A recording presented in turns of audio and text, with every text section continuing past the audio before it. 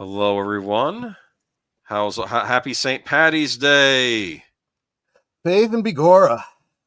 Do you have any corned beef today? You like corned beef? I did not have corned beef, but what I did have, and Netter was talking about it the other day, is this stew that I made. And as I was making it, I was like, you know what? People, very stereotypically think corned beef and cabbage when they think, Irish food. The reality is, Irish food is just, basic farmer food. So I made a stew with potatoes, and I'm like, this would be very much the kind of thing you could get at an Irish pub. There's nothing that's, un St. Patrick's Day-ness about it. Yeah, that's an expression right there. It took some saying too. I'm trying to get my Dynamite presentation down to 50 megabytes. I'm sorry, Valerie Bertinelli's being kicked off. No! kick off all the other crap. All right. I'll leave her on. Hell, you can even get rid of the Luke Skywalker cover. That one I got rid of. I had that one in here. And all the boys bands, the What's Happening, and all that kind of stuff. Welcome to Geeky Geezers. I'm your host, Aged Boomer. This is my co-host, PaPa Pacelli. Hello. And we may very well have a regular opening going forward. We'll see. We were just talking about that in the backstage. All right. So hold on. I'm going to keep doing this. Yes, we may have an actual opening for the show. Troy has generously decided to make it for me, so that'd be very nice. Hold on. I'm going to save another PDF. Hopefully this one gets under 50 megabits. I'll keep doing it. Gary Coleman's next. I'm sorry. There you go. while you're doing that, I'll let the stream know. If you haven't seen already, I did publish, I think maybe it was yesterday. I'm not sure when I did. I've been doing a lot this weekend. I just dropped a promo video for Geeky Geezers. It's going to become a part of my coming attractions for tomorrow night's premiere of Last Call's Monday Night at the Movies. Cool beans. And it is based on a good old days we did. Would you say maybe it was almost a year ago? What movie is showing? The movie I will be showing is, by popular demand from my community, Blazing Saddles. You guys voted high and away, and so that's what we'll be watching. But we did a good old days about the TV show In Search Of, and I did a kind of parody of the In Search Of opening for Geeky Geezers that night. And you suggested to me, hey, you could re-edit that into a promo for the channel. I'm like, okay. And then after I finished it, I'm like, you know what? I could re-edit this into an opening for Geeky Geezers. So yeah, I mean, it was a good opening, and plus, in case you're trying to do a whole '70s theme, right? So yes, and I didn't hit it with all of the promos that I did, but I mean, because I think, like, for example, I did a promo for Sparkwood and 21 on deleted scenes, and it came off as kind of an 80s drama type of thing. And I'm like, okay, that fits for Twin Peaks. Yeah. I was trying to do a 70s-ish thing for Thursday Things. And I think the Saturday night movie I did for Big Al and Netter, that also, I think, came off the 70s. And you know what? You guys just tune in tomorrow night for Blazing Saddles. You'll see all the promos. You'll see the opening that I did. I'm feeling pretty proud of it. I feel like I've come a long way with my production value. Have a fun show, Geezers. Hoping everyone is having a wonderful St. Patrick's Day. Yes, you too, Big Al. And I think he was first. So I had corned beef for dinner. So there we go. There you go. It's not bad. And cabbage? No. No one in my household likes cabbage usually. But I should try it sometime. Maybe I would change my mind. Well, the reason they don't like it has nothing to do with how it tastes. It has to do with how the house smells the next day. Oh, that might be a good point. I had boiled potatoes and carrots with it. So there we go. Oh God, that sounds good. But it also sounds like sleepy time. What you do with the boiled potatoes too, with corned beef, is what I like to do. I like to mash them up on the plate and put butter on them. Yeah. Okay, yeah, that makes sense. It goes well. I mean, it's a simple, it's a St. Patty's Day meal. But I wore my green shirt today, so there we go. Continuum Chronicles. Holy cow, who is that? I'm sorry. Wow, I'm guessing it's some. That's definitely some AI generated art. I don't know if that's a cosplayer. I was almost thought it was that. What is it? That Sweeney girl everyone's talking about these days. But yeah, I mean, but I don't she know. should be Supergirl. There's your Supergirl right You're there. right. You are absolutely 100% right. But don't even get me started about the new Gunverse. I mean, we'll talk enough about. We'll see that what as happens when it comes out. I yeah. mean, I wish it the best. I don't even care that they're including another superhero besides Superman, because on the animated series, you would have a guest superhero show up in an episode sometimes. Well, it depends on what they're doing. It's a whole bunch. Like if it was like the Outsiders or maybe Green Lantern. My concern is that we have seen so many of these. Well, you know, the one example we used a while back was the Dracula Untold. If you just focused on Dracula, but no, you had to redo the ending so that you could make sure everyone knew this is a shared universe or whatever. And it's like, that's a huge conceit. You are assuming people are going to care enough about this movie to even care that you're setting up something. They were so. I hate to say this. That was a miss, and that was what I was angry about, because I thought there's a lot in that movie they did right, and that's what made me angry about that movie. You seen Renfield yet? No, I need to watch it. I'll be watching a lot of movies once my semester is over. But right. Yeah, yes, good point. Good point. Anyway, though, here we are. Thank you, Netter of Netter's Network. Hi, sweetie. Thank you. Always good to have Netter here. Connie Cleary, welcome. Horizon Talker, welcome. Let's see. Curtis Selby just got here from Deleted Scenes. Welcome. Yeah, of course. Yeah, I'm sure there's a Deleted Scenes raid happening right now. That's perfectly okay. He's moving up in the world. I'm telling you, there's a certain Tuesday stream that's getting a lot of attention, I think, right? Yeah, well, yeah. I had a lot of fun doing that promo. What are we going to do? We run episodes of Twin Peaks. I guess we're going to have to do... Well, first, there's still a lot more episodes of season 2. Season 2 is a long and then there's season 3 too. And season 3 there's a lot of meat on the bone. But in between season 2, we're going to make Deleted Scenes wait for season 3, because we're going to be talking about the what is it? The authorized biography of Dale Cooper. Yeah, Diane, my tapes. I have that one. Yeah, and I'm gonna do it. I'm hoping he'll give me at least one episode for Netter and I to talk about our time in Twin Peaks and share some pictures. You get to see me almost 150 pounds heavier. You know, I've lost a lot of weight since then. Right. Yeah, I have a picture of me with Sherilyn Fenn. I look like I could have swallowed her whole. I probably. Show was filled with attractive people. Yes, they were. Okay. And of course, we're going to have to talk about Flappy too. I mean, all of this stuff has to happen before we get into. Speaking of Flappy, look, there's a bird right there. Yes, Connie Cleary, the bird woman of YouTube. Welcome. JPRPH1, welcome.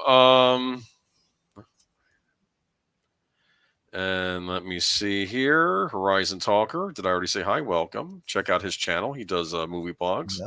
Book blogs. His writing blogs. Yep. Yes.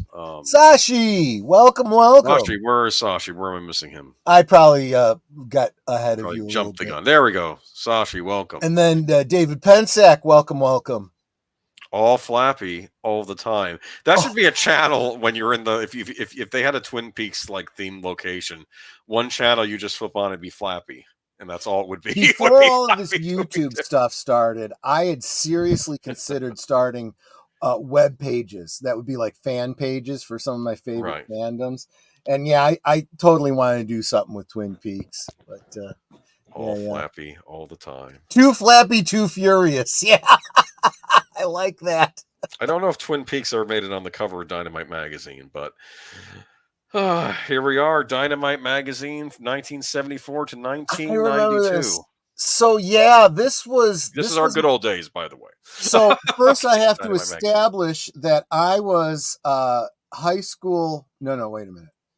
I was high school graduating class of 89, which means I was grade school, in quotes, graduating class of 84. Okay, so that gives you the kind of time period I was in. And in those early 80s, they had something called the Scholastic Readers. I remember those, yes. Now, I know there's got to be more behind it than I'm aware, but there was magazines, periodicals, and books geared towards children.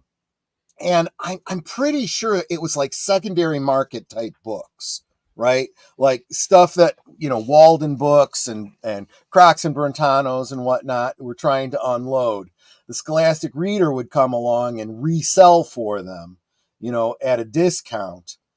And you'd get this little pamphlet that you'd bring home, and you'd say, oh, I want to get this, and I want to get this, and I want to get this. Oh, and if I spend this much money, I get, a free temporary tattoo, or I get a little, other little tchotchke or a poster or whatever. Stuff, yeah. And I used to do that all the time. And then you'd fill it out, you'd check off the things you wanted, you'd get the money from your mom. Usually she'd write the check for you. You'd put it in an envelope, give it to the teacher before the due date, and then when the books came back, you'd get a stack of books and the little tchotchke on top with the slip that you'd filled out in it, so you know what you filled out. And right on the first page of that Scholastic Reader, catalog, if you want to call it that, was Dynamite Magazine. This pop culture magazine geared towards kids. Towards kids, yeah. And it was, I almost want to say, like Entertainment Weekly, perhaps, or not even like that. It's just, this was a cool little kids magazine. Or like the kids version of like People Magazine or something. People Magazine. That's a good way of putting it, yeah. This is the first ever issue of Dynamite inside Dynamite Meets MASH. Yeah. See? MASH was popular in the late 70s, so that would have been the kind of thing that they would have focused on, which seems a little weird for kids, right? Because it was a comedy with a lot of adult humor in prime time about the Korean War, and they got into some heavy, wartime type of storylines. It was literally a show that took place in a mobile army surgical hospital, and they dealt with, incoming, and people were dying on tables, and the doctors would get upset because they didn't have the means to help people, and so on and so forth. So it was pretty intense, but I think we were made out of tougher stuff back in the 70s. Kids could deal with this stuff. No, I think kids, I got the impression that there was stuff that was always meant for a general audience, and it would have stuff in there that the adults would get, but then a kid could watch it and not be permanently harmed. Or at least that was the idea. I'll tell you something else. There were toys made related to MASH. Was Mego did a miniatures, like 3 3/4 inch action figure line of MASH action figures. In fact, one of them was what's his name? The guy with the big nose, Jamie Farr.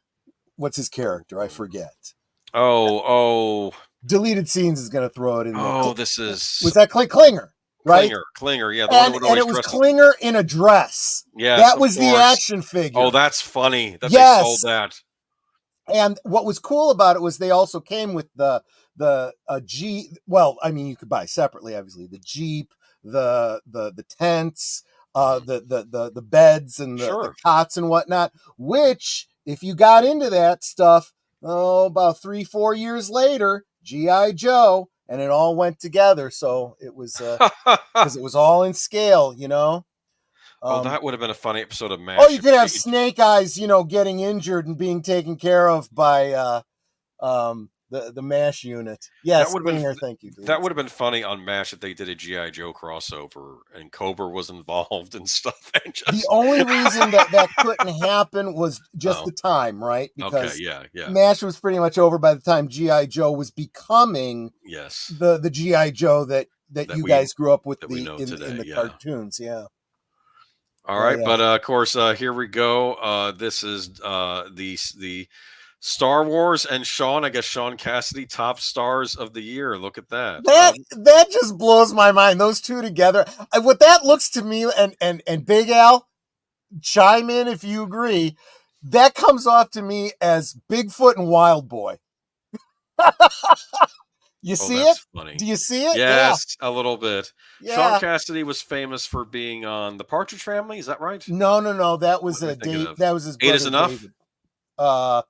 No, Hardy Boys. Oh, Hardy Boys. Oh, my Wasn't it? mistake. Okay. Yeah, he was. Yeah, it was Okay. him and I'm forgetting the other bloke that was in the Hardy Boys, but yeah, and he was a singer too. Yeah, no, he did a It would lot. have been good if he had gotten more opportunity to showcase that on the shows he did, but no, he was a little bit of a teen heartthrob. The girls liked him. He became what I like to call a unsung television producer who produced single seasons of 3 different shows, which I all thought were brilliant, and they all didn't make the second season. They were American Yeah. Gothic. The Yep. other was Roar with Heath Ledger. Remember the medieval one? Oh yeah. Kind of like Braveheart the series, but it had some supernatural stuff. Like Sure. the villain in it was Longinus. You know, the Roman Oh wow. yeah, he was the Yeah. villain of the show. Because I guess he became immortal after that, and he was like cursed, so he was Interesting. Yeah. And the third series he did was a show called Invasion, which was like an Invasion of the Body Snatchers type thing Wow. in the 2000s era. And they all had similar themes, even though they were different genres. One was more fantasy type, the other was horror with American Gothic, and then you had like science fiction with Invasion. But Yeah. they were all really good. I'm sad they never made it to season 2s. But So, there we go. the Cher lead scene is reminding me. It was Parker Stevenson was the other member of the Hardy Boys, right. And where'd the comment go? Curtis Shelby said that his sister had the biggest crush on Sean Cassidy. Yep. Yeah. No, he is a talented gentleman. I mean, he did a lot. It just, yeah, I don't know. Like I said, not a chance to showcase. I don't know why none of his TV shows took off, but they were all really good. So I wasn't completely unaware of Cher. Obviously, we talked about this when we were talking about the variety shows, the Sonny and Cher show. I used to watch that all the time, but I was never a huge Cher fan. My mother kind of was, but I wasn't. She would have appreciated this cover then. Oh yeah, exactly. In fact, my mother could have posed for this cover. My mother looked a lot like Cher. I see. John Travolta, Barbarino and Beyond, from when he was part of the Sweat Hogs on Welcome Back, Kotter. Oh, yeah. Oh, yeah. This is one of my favorite Freddie covers. Boom Boom Washington. Look at this. Now, that's what I call Dynamite. Dynamite. That's why the covers are doing that Inception thing, yeah. Oh, that's a brilliant cover. Oh, what's his name? What's his name? It was Good Times, right? Hold on. It was Good Times, but what was the actor's name? And we're on a 30-second delay, so it's going to be a second before all the smart guys in the room can Google it. Jimmy Walker. Jimmy Walker, yes, right. And his catchphrase, Dynamite. Yes. And people, even when we were buying this magazine, we were like, man, he should be like in the first episode or first issue, because it's such a thing. But yeah, that's why they're doing that Inception thing. They probably thought of that when they saw the show. But yeah, exactly. Here we go. We have Chrissy McNichol and Leif Garrett. Yeah, I had such a crush on Chrissy McNichol. Right. I really, really did. There was a girl I met one summer looked just like her. I was in love. Yeah. My first crush. Wonderful covers, though. Gary Coleman. Remember? Yeah, I do. Did we do a Good Old Days about different strokes? I know we've talked about. I don't know if we specifically did a Good Old Days. I want to say we did, but actually, all this stuff that we're seeing on Dynamite, we could do. Good Old Days. There's your Valerie Bertinelli. Yes. See, I saved her. He was gonna drop this picture. I said, no, you can't drop Valerie Bertinelli. I had this magazine. I think I ended up dropping Bruce Lee instead, which I may have gotten rid of the magazine, but I kept the cover on my wall in my bedroom. Oh, you had this issue. Mm-hmm, okay. Mm-hmm. Yeah. Nice looking lady. And back up. That lower left hand corner. No. Mm-hmm. Yeah.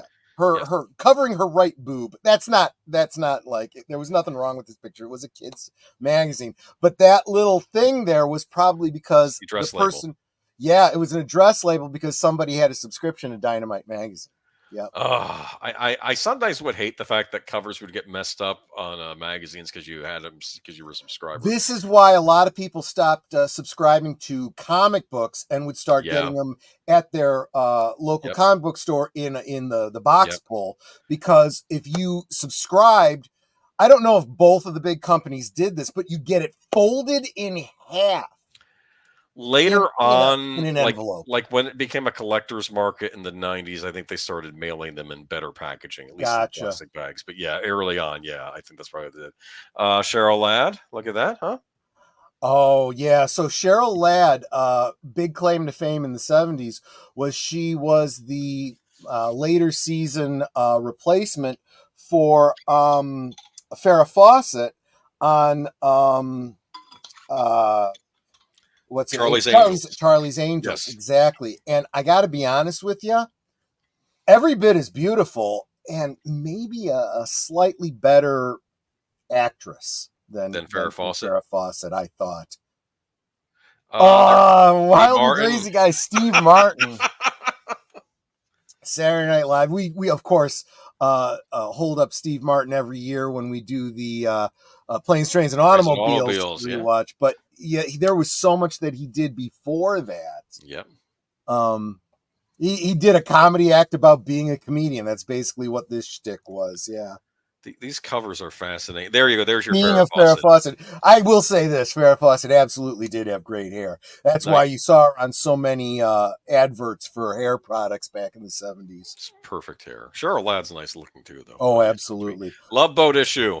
Love Boat. That was there's another one that I think it was Mego did 3 3/4 inch action figures of that show, and sort of a play set of the Love Boat. It was a vacuum plastic monstrosity. But I love this show. I really did.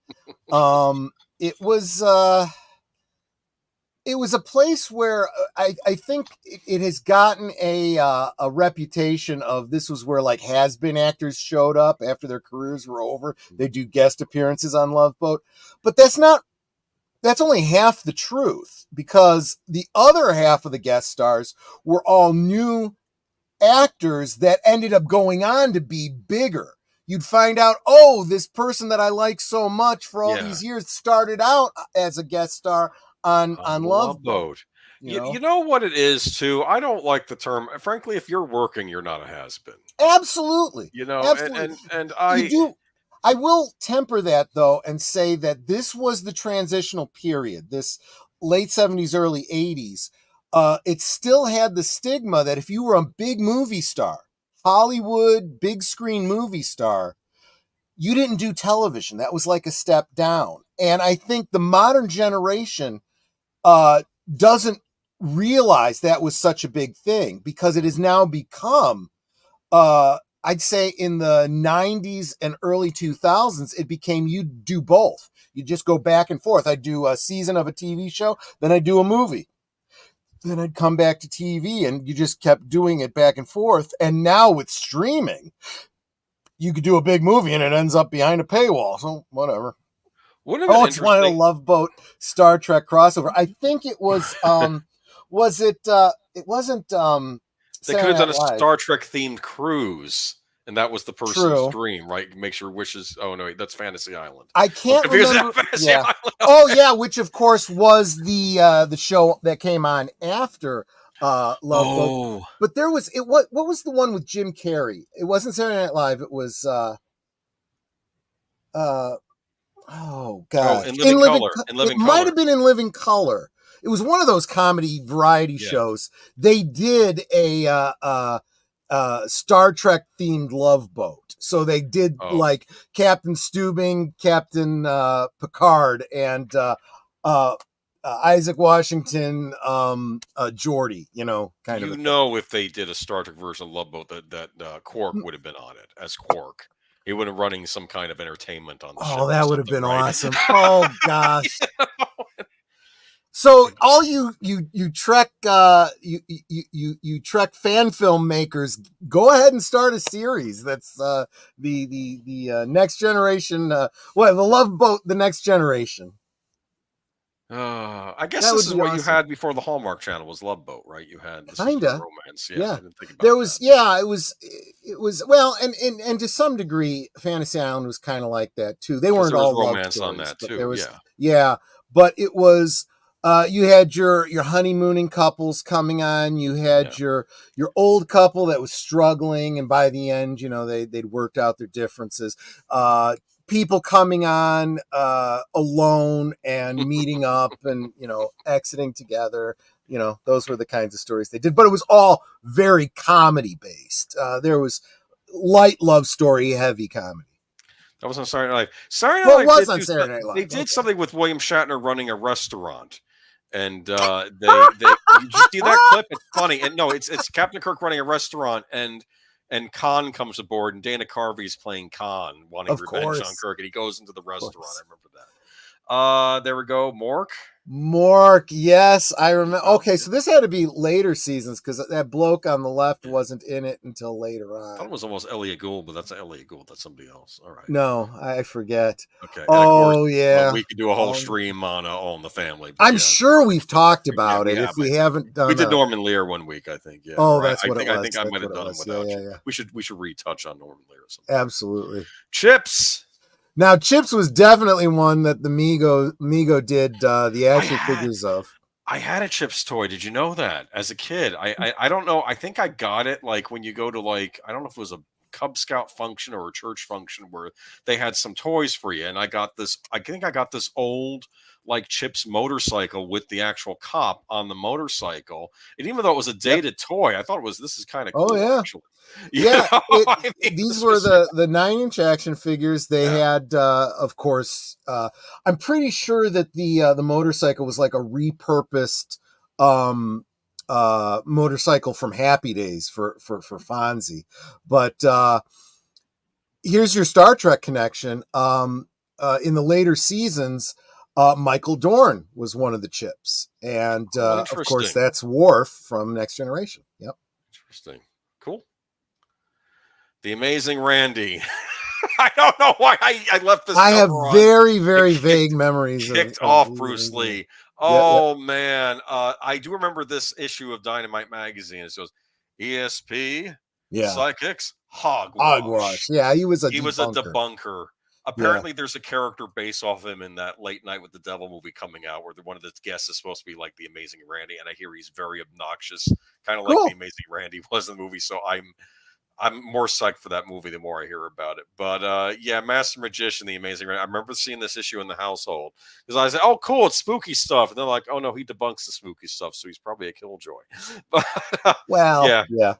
I kicked Bruce Lee off for Amazing Randy. Don't hurt me. Okay. I don't Uh remember this one. Christopher Lee. Wow. It's the Monster Hall of Fame. They have an interview with Christopher Lee in this issue. Isn't that cool? Neat. And now we start getting into look, the The Bionic Man. $6 million man, of Yep. course. Oh my uh gosh. Land Oh, of the the Lost Sleestack issue. from Land of the Lost. That's right. Space 1999 made Yeah, the we were cover. talking about that. Yeah, yeah, yeah. Oh, I love this television series. I just want to say, you know what the plot of the show is? We store all the nuclear waste on the moon, and then the people at the moon base realize, hey, we've just built the largest nuclear bomb in human history. Hope nothing goes wrong. And then I think someone crashes into it, explodes, and the moon gets hurled out of the Earth's orbit into deep space. Oh my gosh. And they run into horrible things in deep space while trying to survive and hopefully come I across feel the like planet. that's the kind of show that would have benefited from a spin-off taking place on Earth without the moon. Oh, Because that because would have they had were already huge, saying, huh? oh, go ahead. That would have had huge environmental. Oh, yeah. I mean, you're talking about we went up a degree, global warming, whatever. Oh, you don't have a moon? Well, now you don't have tides. Now you don't have any kind of regularity in your seasons. Yep. There's a theory that in Game of Thrones, that whole winter is coming, but they have no idea when. Yeah. It's because it's not a seasonal winter. It could be many, many decades before you have a winter. Yeah, when the Earth that they had one last communication with the Earth as they were going off, and they said, "I'm sorry, we can't attempt to rescue. We're dealing with all sorts of things down here now, like because the tides are all messed up and just Yep. everything." Yeah, and I guess earthquakes were happening, and they wished them luck, as they Yeah. flew out into space. But late night devil in theaters this weekend. I know. I don't know if I'm not gonna be able to see this weekend. I'm gonna be too busy. I don't know if it's coming to my area or not. I did look for it, and it said no showings, but we'll see. If not, it's coming to Shutter in a few weeks, so I can watch it there. Buck Rogers, Oh then and yeah. now. Look at We've that, talked huh? about Buck Rogers, about Yes. how I literally went to the movie theater to see what would be the pilot episode when it was re-released on television. Does anyone else remember the TV series Logan's Run? Did we talk about that for a We haven't. You did the Logan Runs movie on, I think, Netter's channel. I did, or maybe it was okay. Big Al's channel.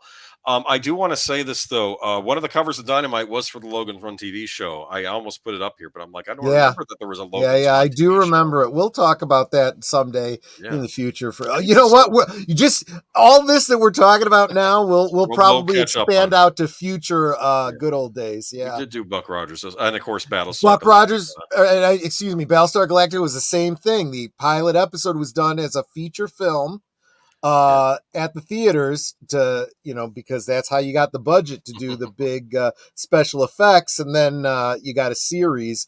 Well, it would be a summer blockbuster, and then in September they'd start the series. Do you know what Battlestar Galactica, Space 1999, and Buck Rogers all have in common? They're all series where. Oh, go ahead. Go ahead. They're series where everybody raves about the first season, and then they have problems with the second season, and that was it. Don't if you're doing good, don't mess with it, But I was going to say the other thing too was there was a lot of reuse of props between those series. Why didn't they keep with that formula? Because some cigar chomping producer came in and said, "Make it more like this, make it more like this, make it edgier," and then it was because when you had Battlestar Galactica and Buck Rogers on TV at the same time, right? Mm-hmm. You were kind of fighting for the same audience, right? So that's why second season of Buck Rogers, they said, let's make it more like Battlestar Galactica.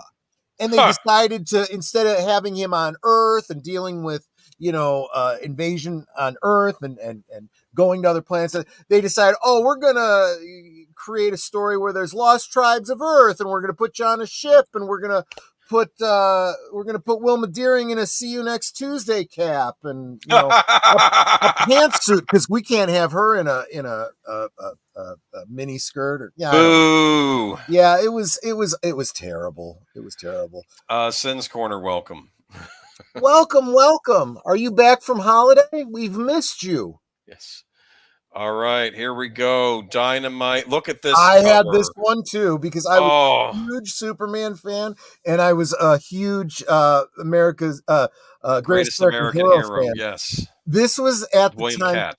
Yes. What's interesting about this was, and I've talked about this many times, how Superman and many of the problems we have with him today were direct results of lawsuits related to Superman. There was, of course, originally the lawsuit with the Siegel and Schuster families versus DC Comics for residuals and rights to things, which led to them changing his costume and getting rid of him ever having been Superboy, all kinds of other goofiness. But then in the 80s, there was a lawsuit by DC Comics against the creators of the Greatest American Hero, claiming it was too similar to Superman, kind of similar to the whole Captain Marvel Superman thing. I'll bet a lot of you know about the lawsuit, maybe don't know how it turned out. The judge actually decided, you don't have a case, DC Comics. If anything, you might have had a better case if you had argued that the Greatest American Hero was too similar to your Green Lantern, because the origin story for Ralph Hinckley was very from the aliens, to oversee Earth and whatnot. It was, But it's like, I'm sorry, being able to fly and having a cape is not enough like Superman. And let's face it, it was a very, very different kind of character. Different kind of show. Superman, yeah. William Cat, though. I guess they composite these from different images, but I could see Christopher Reeve and William McCat, I totally could have too. Just in the studio getting the photo in the photo. Absolutely. That. They're good sports. Now we're moving into the 80s, and we got Don't Hassle the Hoff. We got David Hasselhoff.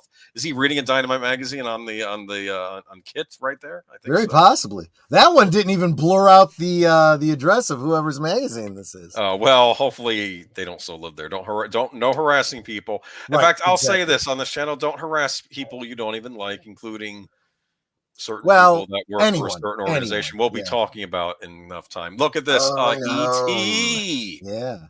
Look at that, Close Encounter of the E.T. So we're in the 80s now, and Mr. T. Oh, E.T. and Mr. T. I like that. We talked about Mr. T before on here. Yeah, look at that. Oh, the 80s. Oh, did I have to kick out? Oh, that's the inside of what the. Yeah. I meant to save this for later, but this is the articles, Good Vibrations, which is the letters page. Look-alike contest. Anyway, we'll get to more of the inside in a minute. This issue, I love this cover. Yeah. Indiana Jones and the Temple of Doom, Star Trek Through the Search for Spock, and the Muppets Take Manhattan all in the same summer. Manhattan, yeah. Can you imagine Indiana Jones and the Temple of Doom and Star Trek 3 in the movies at the same time? I know. I remember. That's your double feature right there. Wow. Man. There you go, Fred Savage from the Wonder Years. Yep. He was on the cover. And Paula Abdul. And it's interesting. I couldn't find one with Nintendo on the cover, but Nintendo's mentioned the headlines, the Nintendo World Championships underneath. Wow, there you go. I couldn't get a photo of the last issue in '92, and that featured Arnold Schwarzenegger on it and Julia Roberts. They were the last ones on the cover and '92 makes sense because that's probably when the economy went to crap in the United States, and they probably had to close the doors. And let's be honest here.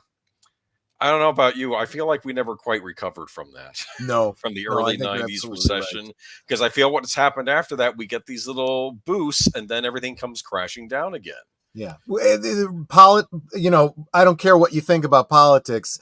It's like a pendulum. Then you start to get good and then they swing back the other way. And I remember the dot-com bubble. It seemed like everything was on the up again. And then then everything slid back down. And then you had the housing boom, which I suspected something was wrong from the start with that. And then, of course, it all came.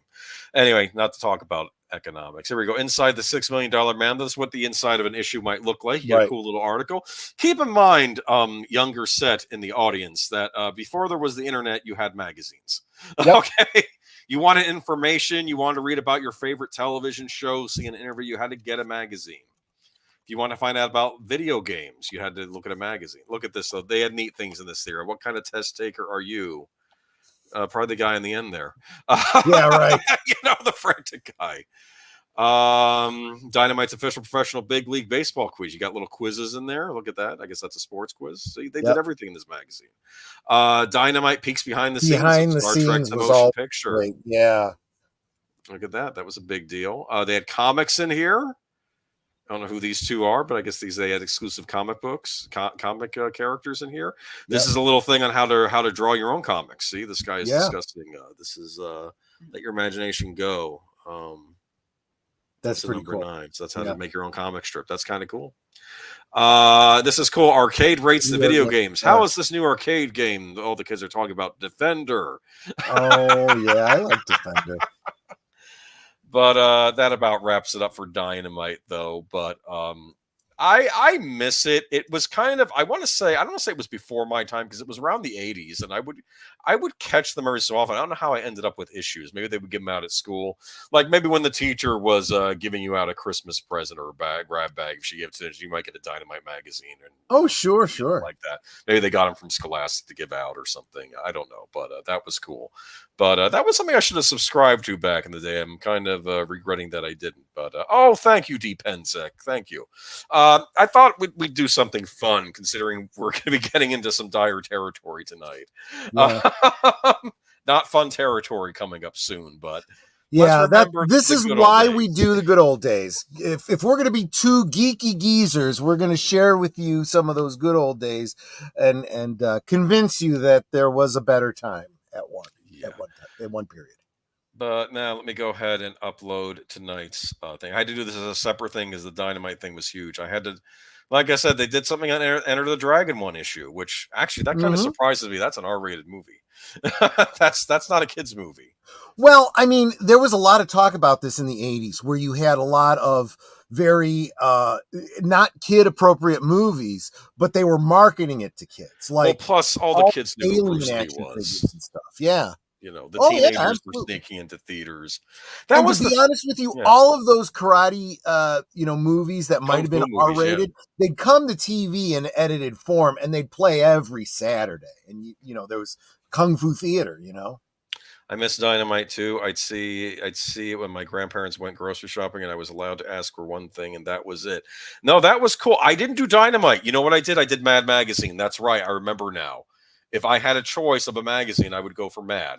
Yeah. In fact, Mad Magazine, I had to cut that issue, but Alfred E. Newman was on the cover of one issue of Dynamite, which was kind of neat. Yeah. But yeah, I would go for Mad Magazine. That was my go-to, not Dynamite. Later on, when I got older, I was going for video game magazines. They were my usual magazines, which maybe I'll talk about some other stream. But Dynamite was almost Fangoria Jr. They had a lot of good stuff in there. And I thought I was trying to find an Indiana Jones cover. I did find one for Raiders of the Lost Ark, but the cover didn't look so good, so I didn't use that. So I found the one with Star Trek 3 and Temple of Doom on the cover. But yeah.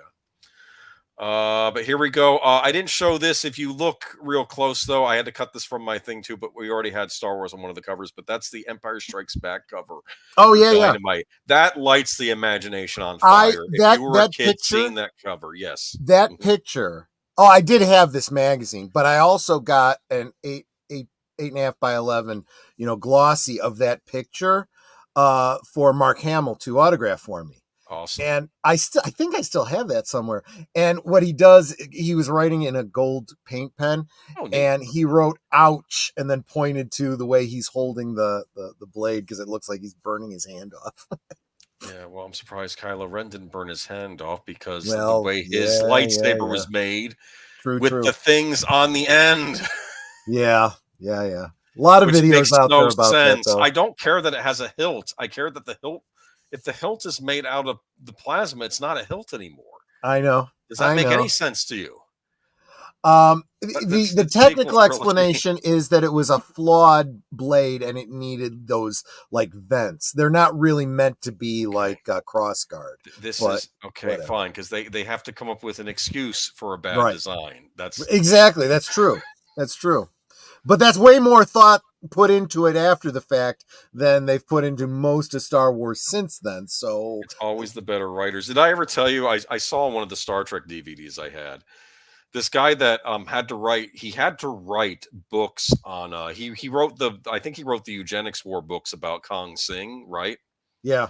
And he said, I had to come up with a reason for why Khan didn't have a beard, because Sikhs have beards.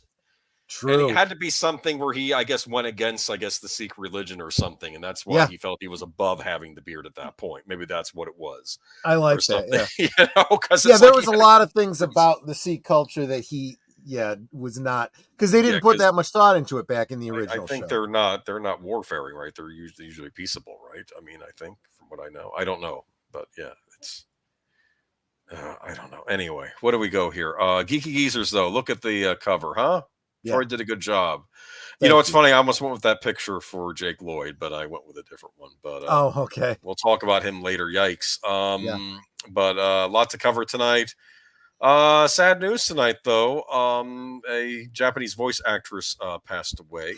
Didn't know how big a deal this was, because you guys know I'm not the big anime type of person. But I hate to say this, I should be more familiar with Japanese voice actors, considering I tend to watch things in the Japanese. I'm probably more familiar with the English dub actors, even though I watch fewer things in English when I watch Japanese. But yeah, a lot of their actors they pick over there. They are professional actors. Mm-hmm. Like they'll do stage productions and whatnot, and maybe even be on shows, and they'll do the voice acting as well. I'm thinking of the actress who played the Major on Ghost in the Shell. I saw interviews with her, which was neat. She was explaining her motivation for the character, character motivation, all that stuff, and interviews on the Ghost in the Shell DVDs. It was kind of, because you don't actually get to see them half the time either, unless there is like a special feature on the DVD. But beloved voice actor Tarako I hope I'm pronouncing her name right, known for her work in Chibi Maruko-chan, Hunter x Hunter, and Inuyasha, has passed away unexpectedly at 63. Now, I have watched a lot of Inuyasha until I gave up watching Inuyasha because it was the show that wouldn't end. Right. It was an interesting show, though. Yeah. Esteemed voice actor Tarako, the voice of Chibi Maruko-chan's Maruko Sakura for 35 years, has unexpectedly passed away at the age of 63. Per Live Door News, Tarako's family delivered the sad news to Fuji TV. They reportedly stated that she had gotten sick earlier this year, but her passing was unexpected. There will be a private family funeral honoring her. Tarako, who was born in Gunma, Japan in 1960 and started what would become an extensive voice acting career in 1981. She made appearances in some of anime's biggest titles, including Hunter x Hunter and Inuyasha, as well as the Studio Ghibli films Nausicaa of the Valley of the Wind, that's a big deal, My Neighbor Totoro, and Castle in the Sky. However, Toroko's longest-running role was the main character of Maruko Sakura of the popular anime Chibi Maruko-chan, adapted from the best-selling manga written by Momoko Sakura. The story follows a young Maruko, based on Momoko Sakura's own childhood, living in the suburbs of Japan in 1974. So it sounds like a slice of life anime. Might want to give that a look, though. And it sounds like Lady V knows a lot about this character or this actress and some of the projects she worked on. Right. Okay. Yeah, they did a RSP. They did a gem, but it wasn't as good. They did a Next Generation. I see. They did the Next Generation. That's interesting. Yeah. Kind of like how they use Star Trek: The Next Generation. Inuyasha. Can I explain the premise to you in brief? Yeah. Modern Japanese high school girl gets sucked into, I want to say, old mythical Japan, and has to help fight things. This thing shatters. The Shikamatama shatters. It's this crystal, and it makes monsters, and she has to stop them. And I think she has to help out her ancestor, but I could be wrong on that. It's been a lot of years. Anyway, I probably butchered that description, but it was written by the woman that wrote Ranma 1/2 and what was the other series that she did? Yatsura. Oh, I'm so bad. I used to be smart as a whip with the stuff years ago when I was. Well, memory is the first thing that goes, Boone. Well, I know. Thank you. No. Back then, I was really getting into anime in the late '90s, early 2000s. That was sort of my heyday, and I still watch it, but I was more in depth with it back then. Now, Anyway, in casting the anime, Sakura personally chose Taroko due to the similarities in their voices. In the 35 years that Taroko spent voicing Maruko, two became very close. After Sakura passed away in 2018, Taroko delivered a eulogy stating, "I spent half my life as Maruko. To the me who grew up and became an angel, how is it over there? You're still around here today, right? If I get there, I hope that we still talk with that same voice. Well, I hope you two meet each other again in the hereafter." But yeah, that's I'm no longer afraid of death. If you can go to heaven, you can meet your parents, your dog, your cat, and I can also meet my friends who have become angels. Okay, well, there we go. Sweet. But rest in peace, and I'm sure her work will live on. I should look for this series. Not all anime is science fiction. Some of it is actually slice of life type shows, and it's all sorts of. But Nausicaa of the Valley of the Wind, that was Studio Ghibli's. Actually, I don't think they were Studio Ghibli quite yet, but that was one of Hayao Miyazaki's earliest films. And it's interesting because it takes place in kind of like this post-apocalyptic society, like humans surviving after like a great cataclysm. Yeah. And things are a little more civilized, but now other civilizations are starting to build up again. But in the English dubbed version, Patrick Stewart does one of the voices, which is kind of interesting, so. Yep. Patrick Stewart, Picard. Anyway, I'm just there's your Star Trek. I've heard of him. Yeah. Okay. Patrick Stewart's done a lot of voice acting, actually, in addition to doing live action. But there's some anime I relive and other stuff that makes me want to hide. Yeah, well, not all anime is for everybody. There's anime I don't like. What the heck was that one? I don't remember. There was one I watched recently that I absolutely hated. But Evangelion? Not Evangelion. This one I think had to be worse than it. This was. I don't remember the name of it. It's a recent series, and it's about God is about to, I guess, die, and he has to select one human being from Earth to merge with him and become the new God, right? Mm-hmm.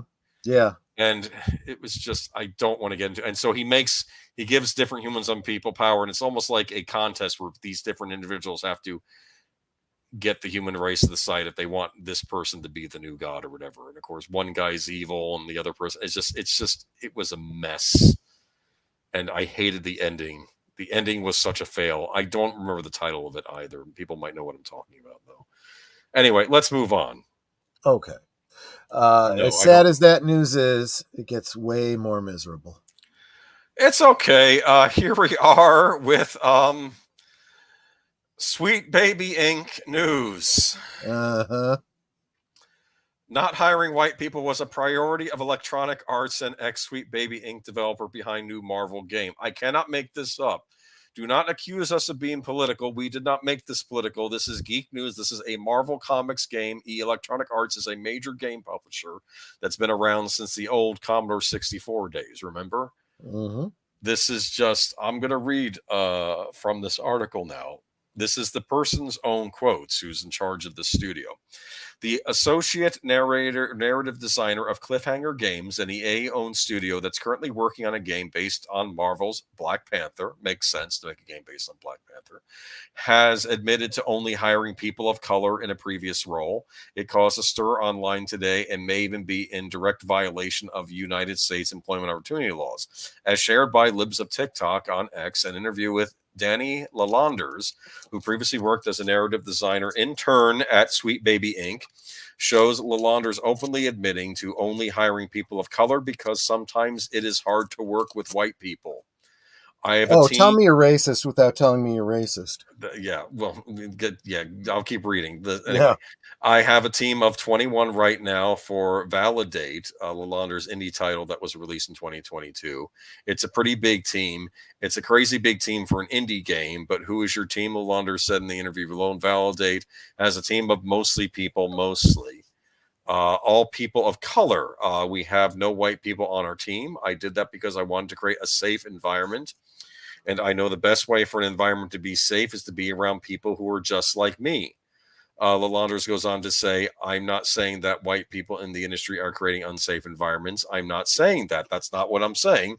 I'm saying that sometimes it is hard to work with white people because they think that something may be okay, but it was really a microaggression, and no one wants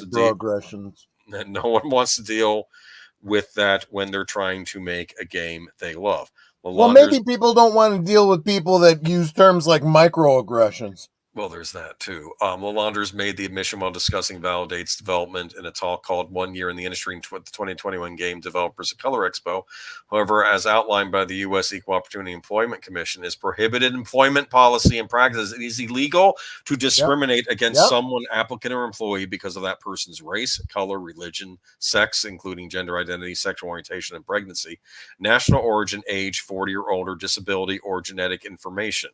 Despite admitting that there are no white people on their team, Lalanders believes they have previously faced discrimination in the video game industry due to their race. In the same Game Developers of Color Expo interview, Lalanders says, I'm clearly not a white person. I'm clearly not a white man. I'm as a black, non-binary woman. A lot of people did not take me seriously. Wait a minute. Non-binary woman. That seems oxymoronic, because by saying you're a woman, that's a binary, right? Woman or man. I'm sure that's a conversation that she'll have with you. If you, no, she probably won't. I don't need to have any conversation with her. Which I think is kind of crazy. I would get further talking to the wall than I would to someone like that. Yes. So this person said, which I think is kind of crazy because I make a game just like everybody else. So why wouldn't you take me seriously? Is it because I'm black? It probably is. Well, no, yes, because you're a leftist freak. That would be wrong if they were not hiring you based on that, as it's wrong for you not to hire someone based on their background as well. And especially stupid of you. When it's okay when she does it. Anyone else does it, then it's wrong. See, that's how these people think. Lalanders has these people. I'm not saying black people. I'm saying leftist, neo-Marxist, wokosos. Yes, Lalanders has since become the associate narrative designer of the EA-owned studio Cliffhanger Games. So she got a promotion. So this was done when she had her own indie studio making some dating sim game. According to the Studio X bio, Cliffhanger Games is a new AAA studio from EA. So she got put in charge of a AAA studio, specializing in player-driven narrative and expansive reactive worlds, currently developing a game based on Marvel's Black Panther. So she's now in charge of like a Suicide Squad level, big budget title, like based on Marvel's Black Panther, which is a big property, or at least it was a few years ago. I don't know how popular it is now since that last movie, but in a post on EA's website in July last year, it says Meet Cliffhanger Games lead Kevin Stevens said, "We're dedicated to delivering fans a definitive and more authentic Black Panther experience, giving them more agency and control over their narrative than they have ever experienced in a story-driven video game. Wakanda is a rich superhero sandbox, and our mission is to develop an epic world for players who love Black Panther and want to explore the world of Wakanda as much as we do. It's an incredibly rare opportunity to build a new team around the values of diversity, collaboration, and empowerment," Stevens went on to say. But yeah, the blog post ends by saying, "We know the foundation of any great story is to build an experienced team with diverse voices and perspectives, and that's what we want to build, especially with a superhero as important as Black Panther." Now, I want to know who makes up this current team over at EA. Because I'm sorry, if she actually did discriminate, I mean, she wasn't, I misread this article originally. She wasn't admitting to discriminating. She was admitting discriminating on her indie team when she was an indie developer, not while she's working for EA. But be that as it may, it's still, here's the translation. Here's the long story short. Hey, everybody, this is a racist person, and she's now working on a Marvel project. Make sure you don't spend any money on that Marvel project so that, she goes out of business, because that's basically what is the natural trend of situations like this. I love that Lady Miss says, how many people are going to do blackface to get hired? It's funny you say that, because now I'm feeling like after I do Blazing Saddles tomorrow night, I should do the 1986 comedy Soul Man as a follow-up. Oh my goodness, that was remember that one? I remember that one. I think there's a Siskel Ebert review for that I need to look up. C. Thomas Howell and Ray Don Chon. Ray Don Chon, yes, I remember that. I know the Daily Hypnotic has been talking a lot about this issue. Yeah, well, here's the thing though. Why didn't EA vet this person before putting them in charge of this development team? She openly admitted to discriminating, even if they. I don't get it. And if EA is seen to have discriminated, if they could be proven that they discriminated in building up this team for the Black Panther game, they're a very big company, a very wealthy company. There could be a lawsuit. I don't know. Yeah. All right, but apparently she did. She was part of the whole. What's really stupid is people saying this publicly. What people aren't understanding is, anything you say in public can't be used against you in a court of law. You put it out on the social medias, it's forever. And she did this at a conference. Yes, and this will be brought into court by anybody who ever did not get a job who happens to be white and says, you know what, I was discriminated against, and here's the proof. This is what I don't understand, though.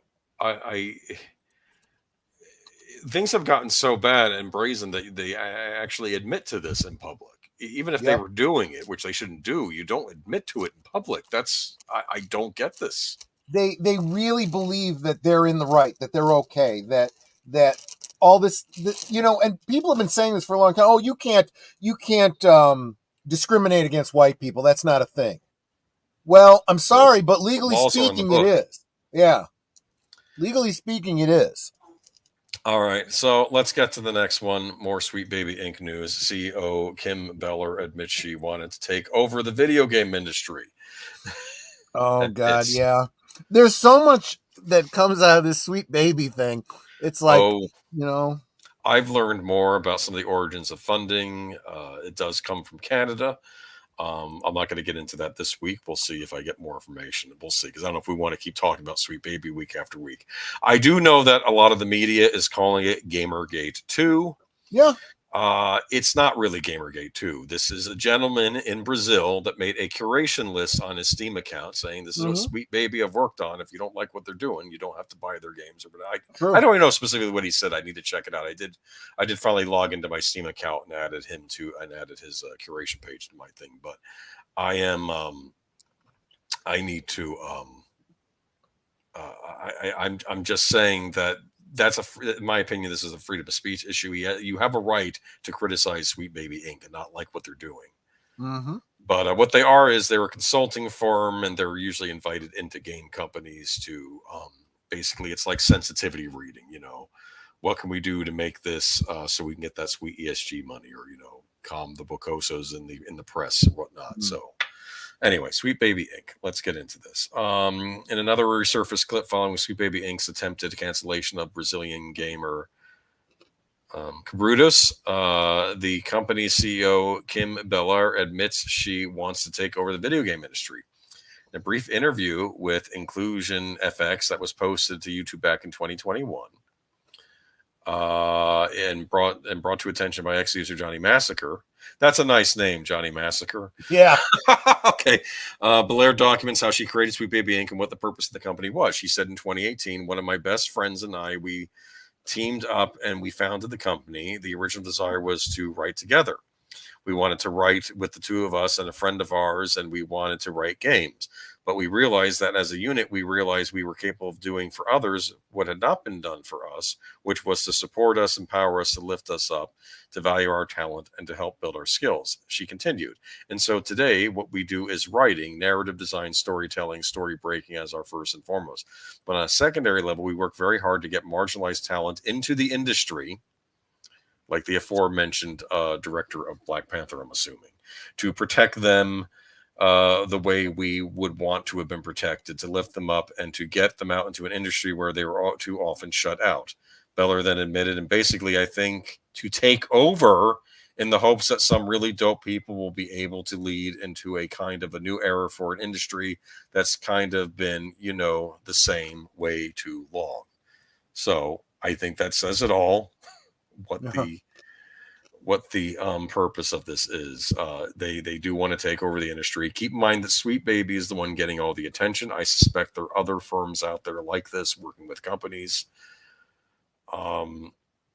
So we just need to keep a watchful eye. Even if we manage to get rid of Sweet Baby Inc., it's not going to end with them probably. Yeah, there's other companies out there doing exactly the same thing. This is just a spearhead. Yeah. And this reminds me of what I thought Anita Sarkeesian's original plan was get hired by a company or to provide her services. And I think she did on a couple projects. I think with Last of Us 2, she provided insight to the team on different things of what to do. And I think her usual response was, well, what do you think of this character? What if that character was a woman? What about this character? What if that character was a woman? That was usually her response to her creative input. Former Bungie and the Pokemon Company lawyer. This was, I put in here because this is just, they're complaining about harassment, and I'm seeing harassment. I don't know what side they're thinking the harassment's coming from. If I feel like they're the ones doing the harassment right now. You want to go and post the next one? I'm trying, yes. Unfortunately, this is another one of those. Yeah, it's one of those ones that needs to be split up. Is this Niche Gamer? It's a different site, I think. Okay, I got rid of the no, this one is that Park Place, but yes, all of these they want their link to be the entire title, but these titles are so long that it's a problem. Former lawyer and Bungie and the Pokemon Company, as well as the producer on Detective Pikachu, Don McGowan, defended Sweet Baby Inc. and admitted his job was to get rid of anti-woke gamers. McGowan made his comments using the X handle Legal Minimum, who previously identified himself back in September 22, writing, "My real name is trivially easy to locate, but just so it's clear, I am Don McGowan. I spent 12 years as chief legal officer of Pokemon and am now the general counsel of Bungie." McGowan responded to a thread by Kotaku journalist Alyssa Mercanti that claims that Sweet Baby Inc. as well as herself are being harassed. Of note, Mercanti does not share that Sweet Baby Inc. employees Chris Kindred and Maya Kramer, as well as CEO Kim Beller, have launched multiple cancel campaigns against Steam Curator List and its creator Brazilian gamer Cabrudos. She also made no mention of the racist actions of past Sweet Baby Inc. employees and past racist comments made by Kim Beller. So yeah, we've mentioned those already. McCranty initially wrote, "If you are sure this is a harassment campaign, just take a look at the content. Look at how many sock puppet accounts flock to comments on posts. Look at the language in those comments. Look at the images they're sharing, the way they're manipulating pictures of women." I am going to say something about sock puppet accounts. You don't know who's using those sock puppet accounts. It could be the people who are saying they're being harassed, making stuff up to say they're being harassed. I can tell you that Candace Owens had to deal with sock puppet accounts after having a telling conversation over the phone with Zoe Quinn when she was trying to build software that would, I guess, expose harassers online before she became a political commentator. And she put two and two together and realized this had to have been her. This was a thing back in the... It's funny, Candace Owens was kind of a victim of the whole Gamergate debacle, but she wasn't even involved in it. But the leftist side went after her because she thought she was going to expose who runs, who's on these anonymous accounts. And certain people were afraid of being exposed. And we know we probably know. Well, YouTuber Master of the TDS has been featured on Doomcock and several, I think WDW Pro. He's done some really number crunching analyses of taking a look at people being canceled and doxxed online, looking at all of the harassing comments from different accounts, many of them paid accounts. And saying, yeah, they're following a script here. These seem robotic. And keep in mind that doesn't mean literally bot accounts. Bot accounts is a generically used term now that can mean, farms of actual people just doing copy and paste, doing the mercenary work, so to speak. Point is, we don't know who is doing the harassing. Yeah. We can have our suspicions, but you can't just make it. By the way, it can't all be Russia. Russia doesn't give a tinker's damn about our entertainment industry, no, okay? They don't. They're probably laughing at it probably benefits them for our entertainment industry to go. You know what's Putin's over there going, yeah, it's us. Yeah, because we got nothing better to do. We're not involved in any, thing that needs my attention, right? Yeah, they're not involved. It's just, this is ridiculous though. But let me see. Look at the language. Okay, so McGowan reacted to the thread by accusing gamers of being sexist and racist. So then all gamers get blanketed. This is usually the thing. He wrote thread 20 years in game, 17 in the C-suit. So I am well situated to say these people blaming one constituency for everything they don't like are again demonstrating they know nothing about the subject they purport to be discussing. They are sexist and racist. Next, he made the absurd claim that video game developers at large no longer want to make games for gamers. Not only did he make that claim, but he also revealed his entire career was built around trying to get rid of woke gamers. He wrote, "It never occurs to them that the reason nobody made games for them was because nobody wanted to make those kind of games. Nobody wants your money because no one wants you in their environment. Take it from someone whose job was figuring out ways to get rid of you. Trust and safety departments exist to get assholes out of the gaming environment," he continues. You end up getting them and get rid of the, he's using expletives now, because adult humans don't want to spend their leisure time with, oh, look, there's some blasphemy in there too that Netter wouldn't care for. Anyway, nobody wants, okay, but he goes on to say, nobody wants your money, go spend it on anime porn. This is his quote, YouTube, not mine. Anyway, McCowan then took a shot at former World of Warcraft team leader Mark Kern via X user Rami Ishmael. Ishmael is a Muslim activist and co-founder of Vlambeer that has produced the mobile game Ridiculous Fishing, Luftfrossers, and Nuclear Throne. Ishmael wrote, "So the Gamergate ex-Devel grifter is back claiming shit about forced diversity leading to funding. And let me tell you, not everyone in my life have I worked on or with any title that had an easier time getting funding because it was different, diverse, inclusive, or equitable." McGowan responded, "As always, Remy Ishmael has nailed it." Next, he posted, "By the way, If you're effing crying about the fact that I'm telling you to eat shit, think about why you're such a person that the producer of Detective Pikachu thinks that you're human garbage, and maybe work on being less shitty. So I'm feeling now at this point. I mentioned that scene in Willy Wonka in the Chocolate Factory where Gene Wilder's Willy Wonka was standing there, and Veruca Salt's going on her tirade, and she's throwing the twirly thing, and this shows how good of an actor he was. He reacts by having no reaction to Yeah, what she's doing. exactly. Do you understand? And she's going on this tirade, and that's what this feels like too. I and a lot of other people do not want to buy games that Sweet Baby Gang's involved in. If anyone in the chat you want to go buy games by them, that's your right. I'm not going to stop you. I personally don't want to buy it. I think people have a right to make lists warning people that this firm has worked on these games and that you might want to, think twice about picking one of these games up. That's what this fight is about. This fight is about Sweet Baby Inc. doesn't like anybody criticizing them. And I think part of this came about because the Suicide Squad Killed the Justice League was such a big disaster that it brought more attention, brought negative attention to them. So now they're lashing out at this Brazilian gamer that just made a list on Steam. That's it. There's not some organized conspiracy. They have brought him more attention though, so he's now getting up to almost 300,000.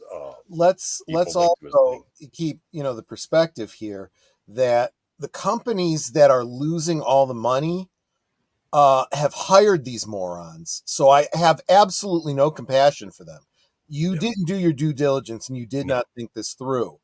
But now you're going to suffer the consequences. The people actually doing this with these neo-Marxist agendas. Yeah, they'll say things like, we don't care about your money. Of course you don't care about their money because you're being paid the same no matter what. But you're also going to get fired when the company realizes you're specifically losing them money. And because you're doing this so publicly, you're never going to be hireable again. I did want to make one comment though. He wrapped everything up as thread writing. What's the old rule about not showing tolerance to people who are themselves intolerant? That one. That's what you see in this thread. My response is no. I'm not interested in debate. I don't care if you think I'm a bully. Get back in your effing lockers.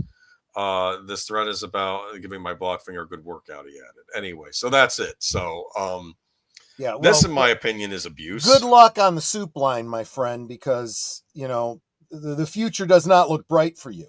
So he used to work for the Pokemon company of all things. Apparently, he is a producer on Detective Pikachu. Like the picture I picked, that was the the butt of Detective Pikachu. I thought that was those companies, game companies, get what deserves. The ones that work with Sweet Baby, I'm sorry, you don't give them your money, or at least don't give them money for the project Sweet Baby worked on. Yeah. And a lot of Sweet Baby's projects have not done well. I think they were involved with Forspoken, which was a big disaster earlier this year. And it's just ridiculous. Well, welcome, Mr. Even beyond the element of people withholding their money because they don't like the attitude from these people, the other side of it is their attitude creates such crap games that even people that don't care or even know about any of this political stuff don't want to buy the games because the games suck. Yeah. Here we go. And of course, let's move on to apparently the DHS is now involved in this. Yeah. So to go with the niche gamer version of the article. That's what I went with. Okay. Wait a minute. Okay. Now I gotta recap. Did I mess you up? The which gamer? The niche gamer article. It should have the shorter thing. Is that the one that's Truth and Consequence? WEF Systems? WEF? No, the one that's not bounding in the comics. I think it's the first one, not the second one. The first one. Oh, that's the one I put up. Yeah. Okay, yes. Niche gamer. I'm going to drop two other links though, just as reference for people to check out. One I think is a tweet regarding the WEF statement. Yeah, do that too. That's related to this, and a video by Sydney Watson. Go check that out in your leisure. But she's talking about gaming journalists being a disease, and I gotta say, I agree with her. They've been a disease for a while. I think one tuber I listened to says, just put Kotaku out of its misery already. Why are they still around? Yeah, I agree. But government-funded nonprofit defends Sweet Baby Inc. Though this is from the main thing, and yeah, check out Sydney Watson as well. But do you not want me to bother with the Bounding into Comics one at all? No, because this repeats the same thing. Okay, I think, and I figured it was easier to post. I think I sent this one after because it was easier. Niche Gamer, they're a pretty decent site. They were meant to be like a non-woke version of it, like a Kotaku type site. American tax dollars are now going to defend Sweet Baby Inc. in the wake of backlash to an employee's harassment campaign against Steam user. Take This is a mental health orientated nonprofit that emphasizes the unique needs of the game development community, embraces the diverse cultures and issues of the game community. In a recent post by Take This, the organization labeled the backlash Sweet Baby Inc. is facing as Gamergate 2 and blaming the lion's share harassment on gamers, despite the initial harassment coming from Sweet Baby employees. Take This went on to use their platform to call on the industry to denounce Gamergate, despite Sweet Baby Inc. detected seemingly having no affiliation with it. Yeah. It was a man in Brazil that made a curation page. That's it. And Sweet Baby Inc. didn't like that. And the people who maybe were complaining, if they did, in fact, I think he even said, do not harass anyone over at Sweet Baby over this, even though they were coming after him. Yeah. Trying to get his whole, not just his page taken down, but his entire Steam account and getting him banned off Steam, which means all the games he purchased on there, he wouldn't have used to either. Yeah. Keep in mind, this is exactly how these neo-Marxists operate. Yes. These are the kinds of people that have a bee in their bonnet about something and they burn down a freaking city. Yes. Rioting basically about whatever. It's not like a protest, which they're welcome to do. They can do a protest as long as they're not doing damage to the city. Instead, it's just burning things down. It's ridiculous. Sydney Watson, gaming journalist, yes, they are. Yeah, check out that thing. But again, let's make sure that you get the main point of this particular article. U.S. government-funded nonprofit. The DHS. This is not tinfoil hat territory. This is out in the open, absolutely demonstrably true. Yeah, this isn't tinfoil hat stuff. It's not a conspiracy theory if it's a conspiracy fact. I'm not making stuff up like what the head of the Sweet Baby said. That this is her quoted. This is her exact quotes. The exact quotes of that one developer that's not working for EA. This is not made up stuff.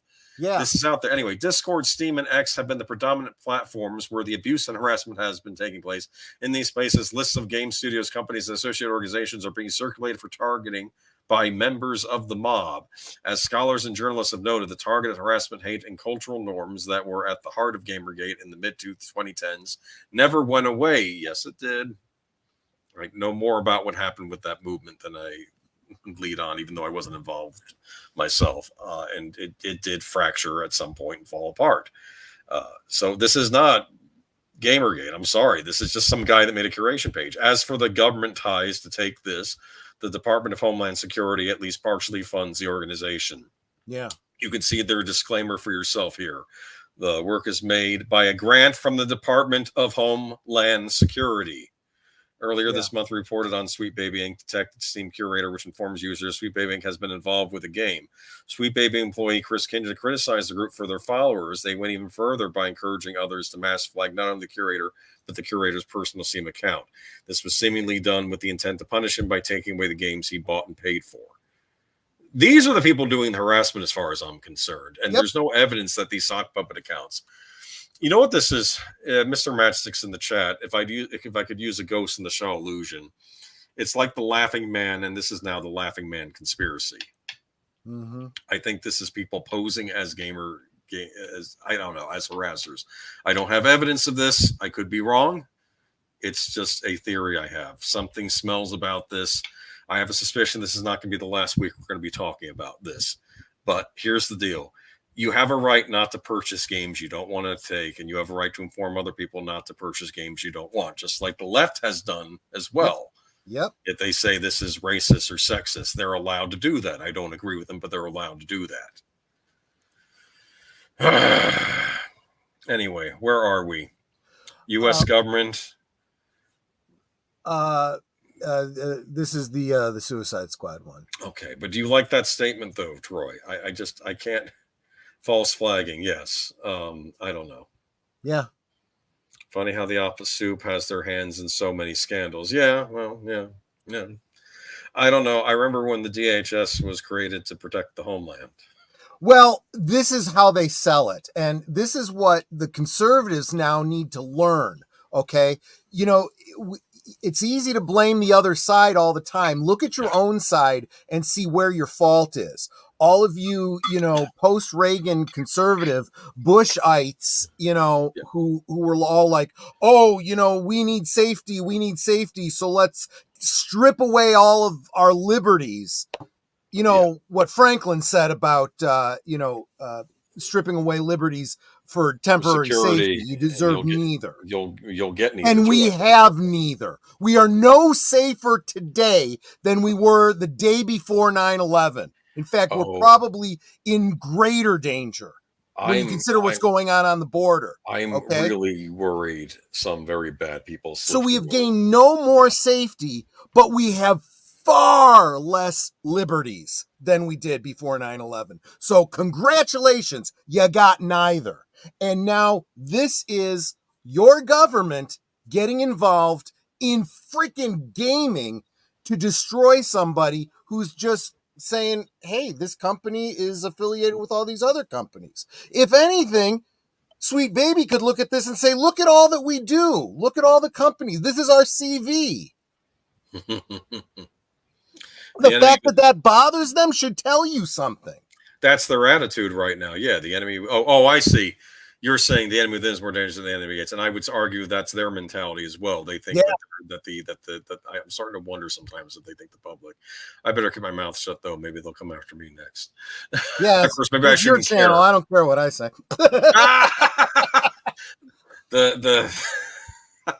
I used to make jokes of my family's. I'm gonna have to. They said if I sold you out, I'll be protected, and of course you'll sell out your family, and then you'll still get hit by the mob anyway. Yeah, ask people that grew up in 1930s Germany how that worked out for them.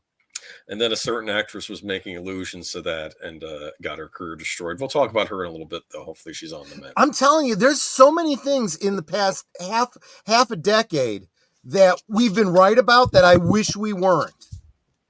Yeah. Don't think I'm enjoying saying I told you so. So as the Warner Brothers suits begin to blame Suicide Squad for everything but the weather, the newly released game's price is almost slashed in half. So I do believe a lot of the Sweet Baby angries that they're lashing out at this curator because of the way this game did. Yeah. And the funny thing about this article is it definitely does seem the attitude is a little leaning on the left, but even as they're leaning on the left, you see a lot of truth in what they're saying. Keep in mind, this is not the first Sweet Baby Inc. involved game that was a big budget game that failed. There was also that Saints Row game. I believe they were involved in that. Yep. I could be wrong. But Rocksteady's Suicide Squad Killed the Justice League launched in early February. And while far from the disaster some people were predicting after its lengthy development, multiple delays, so far hasn't set the world alight. Much of the criticism focused on the game's live service element, which, to be fair, has nothing to do with the aforementioned company I was just talking about. But Morgan found the end game was basically the best part. It's a major grind to get there. At launch, Rocksteady promised a cadence of weekly developer updates, and committing to such regular public communication may be admirable, but some weeks there isn't much to say. The latest development update is most notable for there being so little to it. That may be because we at Rocksteady are hard at work to make sure the game is the best shape it can be for the Season 1 launch, which is the game's next chance to gather some momentum with the Joker as a new playable character. As for what else to expect, there's a new Elseworld to explore, an arsenal of new weapons and gear, new missions, and more. All of this is free content for owners of the game. No, this is content they paid for. Yeah. Exactly. Stop calling it free. They paid $70 for this thing. The post acknowledges that players are still experiencing some technical issues, says, we hear your frustration and thank you for your patience, and points to players' known issues. Okay. But it's funny because they say that, but on the other side is the consumer going, yeah, I'm glad you appreciate it. We're never buying anything from you again. Go F yourself. Perhaps the most telling point is this update where it ends with a plug for Suicide Squad's Digital Deluxe Edition and the fact that it's currently on sale for 40% off. So, of course, who knows what the deluxe edition was worth? Maybe they were charging $500 for it. I don't know. Anyway, anyone here buy the Suicide Squad's Justice League? I sure didn't. And it's funny, I'd love to hear Mr. Matchstick. I know you were doing the all the Arkham games and everything, and you were doing playthroughs on them, and you were those are excellent titles too. Yeah. Yeah. So I know they intended this to be in that universe. Like to know where you came down on this whole Suicide Squad fiasco. I think it's appropriate to call it a fiasco. It was just ridiculous. Yeah. I can't believe that guy worked for the Pokemon Company. That's children's entertainment. Yeah. And he's going off on rants like that. Anyway, you got to remember too, though, that these people really, it's like we always say, the villains are always the heroes in their own story. These people really believe they're right, that they're on the right side of history, and it's their job to make people see that, and that everyone who doesn't agree with them is evil. You know, so to indoctrinate children in their way of thinking is a righteous cause for them. So far, this is just about one man that made a Steam curation page telling people that this company worked on these games. That is all it is right now. It may morph into something else as the weeks and months go by, but right now, that is all it is. This man had a right to make his curation page, and he has a right to be left in peace. Yeah. Anyway, we'll move on to something a little more lighter. One last thing I want to say about that is, again, think about what he did. He didn't go out there and trash somebody. He didn't. He just put out public information in a data collection. This is all the companies that Sweet Baby is involved with. And those kinds of sites are useful for all the data accumulators, And like I said, if Sweet Baby was truly proud of their work, they would be pleased with this and use it as, look at all the things we've worked on, and send people to his site. The fact that they're trying to shut him down tells you everything you need to know about them. They want to operate in secret. They want you to not know what companies they're destroying. What the press should have done if they were being smart, but they're not. They should say that, Sweet Baby's had some big successes like the God of War game and Spider-Man 2. Again, people had problems with those narratives, but those games did sell well. And that the reason behind Suicide Squad is that it's a very bad live service game, not because of the fact that Jon Stewart gets humiliated, so does the Flash and most other your favorite DC superheroes, probably due to stuff that was written by Sweet Baby Inc. But okay, so you don't have to be excused for getting ranty and political. We are not the ones making this political.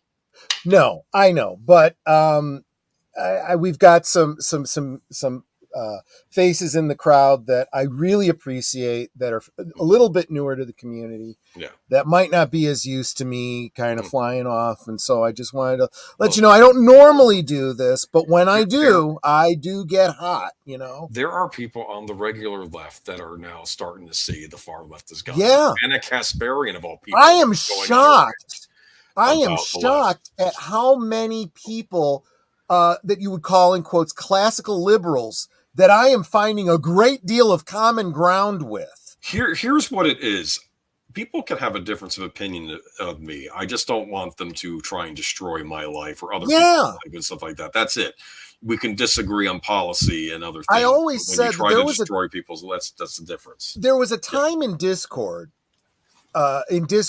especially about politics, where there was an assumption that whether you were a Democrat or you were a Republican, you both wanted what was best for the country. You just disagreed with how to go about it. That is no longer the case, because now the Overton window has shifted so that a lot of the people that used to be on the left that cared about the country are now, by comparison, moving to the right. And the people on the far left now are the ones that don't want what's best for the country. They literally want to destroy it and recreate it. They are the neo-Marxists. Please look at your history. If you don't know your history, you're destined to repeat it. We are currently reliving the downfall. What we saw it happen in Germany, we saw it happen in Russia, we saw it happen all over the world. China, Mao's China. Yeah, you know, it is exactly the same. And it doesn't have all of its origin in the United States. Some of this is coming from other countries too. But we'll get on another stream. All of this, a lot of this that we're talking about predates the United States. These trends in government. Right. Oh, Matt Six said Deadshot wasn't black. Yeah, in the Return to Arkham movie with that Deadshot, he wasn't black in that. There were other black characters that were part of the Suicide Squad team in that, though. But it was I think he's making a point that it's not consistent. Well, in this Kill the Justice League, I think one of the characters tells Deadshot, "Weren't you white?" as a joke, which I guess they were trying to make him look more like the Will Smith character, I guess, from... Yeah, but the problem with that is if you've already established that this is a specific, universe... it just shows that they don't care. If you wanted to set this in the Will Smith universe, the Snyderverse, that's fine, but that ain't what you said this was. Yeah. Anyway, let's go for Metroid for the... Okay, this is lighter news. I actually had already dropped it. Yeah. Actually, Curtis Selby. Yeah, go ahead. Curtis Selby, feel free. Friends of both sides, let us know. I think the normal everyday liberal... I don't think the little normal everyday liberal is problem. I think it is the fringe leadership that is running. Yeah, I think so too.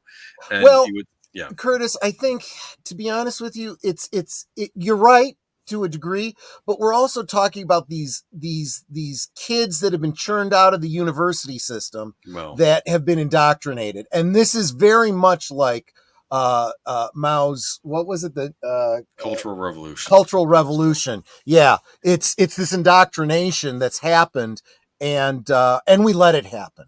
The parents were not involved, were not paying attention to what their kids were learning. I'll tell you what, when I went to university, the first thing my mom said is, you're going there to learn, but you're not giving up your objectivity. Learn how to think, don't learn what to think. Apparently, and I'll tell you, that was the best thing that she ever taught me. I saw some headline that some professors at some university was doing a course on critical thinking, and he was getting into trouble over that. I thought that was the purpose of university, was to teach critical thinking. If it's the same one that I'm thinking of, he's got a YouTube channel where he's talking about that. He did an interview with one of his students, and the student was trying to ask him, what he thought of J.K. Rowling, and, because she's a known transphobe or whatever. Okay, you say she's a known transphobe. First, what do you mean by transphobe? Made him, define it. And then said, okay, now can you give me an example of her exhibiting that kind of behavior or saying something like that? Well, people have said, no. I don't want to hear what people have said. I want you to cite what she's actually said. And then forced him to go and look into it, and then realized, it's not true, And he did it all without saying, I don't believe she's a transphobe, or she's not a transphobe, or whatever. Just kept saying, no, prove it to me. Right. Back to the source. And honestly, I've done that with people. I've got a good friend. I don't think he would mind me calling him out by name. He's a member of this community from time to time. Mark Malnikoff. Person that lives near me, we've gotten together many times, used to be very, very, very, very liberal. And it all started during the first Trump election. He would come and say, I just can't vote for Trump. He's a racist. Is he? What's he done or said that's racist? Oh. And it was the exact same conversation. Well, people have said, no, not what people have said. What has he actually said? Cite me a story. And that forced him to start looking. And he's like, wow, you're right. And I'm like, I didn't say anything. I just told you to look into it, and you did. So this is like if there's a headline like saying Trump says there'll be a bloodbath in the car industry if Biden wins the election. Then the media says Trump says there'll be a bloodbath if Biden wins the election. That's two different things. Exactly. And then that forces you to go, well, first, what do you mean by bloodbath? Right? What is the definition of it? Right? And how is it used in context? What does he mean when he says it? And what is the full context of what he said? If you go back and listen to the speech where he uses the term bloodbath, most people listening to that, even if you don't like Trump, even if you're planning to vote for Biden, would go, I see what he's saying. Yeah. If you're being intellectually honest, that is. Anyway, I did want to give a special shout out to Lady Miss because one of your favorite game is nominated for the Video Game Hall of Fame. I'm joking. There you go. Oh, hey, Jesse. How you doing? Good to see you. Jesse Garhardo. My parents told me that I better be careful around women and I better come forward if they're going to become grandparents. You know what? That is not a new thing, Jesse. I think every generation has said that. My mother said that. You know, my grandmother probably told my uncle that. It's or I like what Viva Fry says. You know, get married young, keep your schmeckle in your pants, and you know, you'll never have a problem. I like schmeckle. That's a good word. Is that a Yiddish term, or is that? It is. He's although he's not a practicing Jew, he's Jewish by right birth or whatever. I grew up in the New York area. Jewish by default.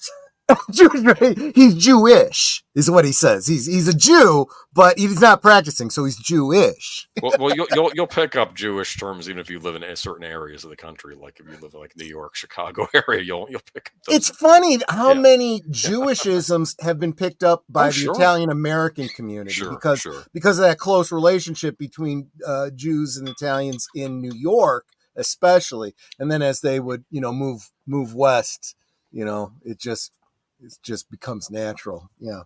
Remember when I kept trying to figure out what ethnicity the Joker was? Because I know he kept using a lot of Yiddish terms, but he's clownish. Well, that's funny. It's funny because actually one time though, when the guy said "Great Scott" to him, when he says, "Actually, I'm Irish," so I don't know. Well, it's the Joker. He's an unreliable source. Whatever makes for the joke is what he's gonna be. Anyway, so Metroid for the NES could be inducted into the Video Game Hall of Fame, but there are a lot of other picks here. The Straw Museum has officially revealed its World Video Game Hall of Fame finalists for 2024, and once again, there's some Nintendo representation. The NES/Famicom title Metroid, starring Samus Aran, is featured as a nominee this year alongside an all-star cast made up of Asteroids from 1979. Elite from 1984, Guitar Hero from 2005, Myst from 1993, Neopets from 1999, Resident Evil and SimCity from 1989, Tokimika Memorial from 1994. I don't know what that is. Is that a Japanese hotel simulator? A hospital simulator, maybe? I don't know. Tony Hawk's Pro Skater, the original Ultima. Remember Ultima? I do. I actually have the first 4 on a CD collection. Oh, that's cool. And you don't know Jack. Remember You Don't Know Jack from PC days? Those quiz games? Vaguely, yeah. They're fun if you've ever played them. I think that they make them like a mobile By the way, Ultima has the greatest MIDI soundtrack. Those songs that music is all available on YouTube somewhere. Look into it. I used to use that music in my D&D games. There's like a certain tune when you went into battle. Dun, da, da, da, da, da, dun, da. I just loved it. Remember Lord British? Yes. He was the Yes, and they would play, what was it? God Save the Queen? I think so, yeah. Or something like God Save the King, something like that. But here's the official description about Metroid. Nintendo's Metroid launched in 1986 and inserted players into a futuristic world brimming with innovative adventure and evocative music. The game combined the platforming of Nintendo's Super Mario Bros. And nonlinear story elements from The Legend of Zelda, offering a new gameplay experience. The protagonist, Samus, also gave the industry its first playable human female character in mainstream video games. The game launched a franchise worth 13 core titles and has sold more than 20 million units worldwide. It's funny, I bought a Samus Aran Christmas ornament this year, which was kind of neat. Cool. Kind of looks weird on the tree, though. I'll admit that, though. But you can vote for Metroid and the other finalists from now until 21st of March, 2024. I think I might vote. I think I'll vote for the original Resident Evil. I know it's weird. I'm a Nintendo guy, but I think that might be my favorite game in that list. What would you do? Asteroids or Ultima? Ultima, or Myst? Probably. Myst is on there, too. I loved Myst for it was really groundbreaking graphics. But some of the puzzles were I'm not even going to say difficult. They were impossible. They were really impossible without reading some sort of a cheat sheet or something like that. Not what I never played all the way through, and I certainly never got to the sequel. Yeah, the Ultima series, at least through Ultima 4. I think when they started getting into 5 and 6, they tried doing those pseudo 3D graphics, like where it was kind of like Defender, where it was on a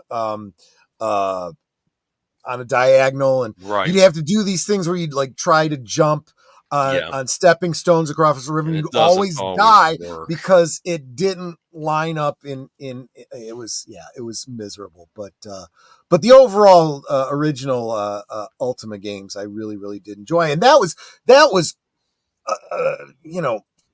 old 80s, I don't know how many bit graphics. It was just a little icon representing your characters. You could barely tell the thief from the fighter from the magic user. But you use your imagination. Yeah. And they had drawings in the manual too, I'm sure. Oh yeah, and the manuals, it's like you'd see the goofy little monster, representation on the screen. You'd look at the artwork and be like, oh yeah, okay, well that's nasty. Okay, so. But Resident Evil games for the win. We'll keep it in the balance. Keep in mind, this is the original that's being voted on, the very first one. Right.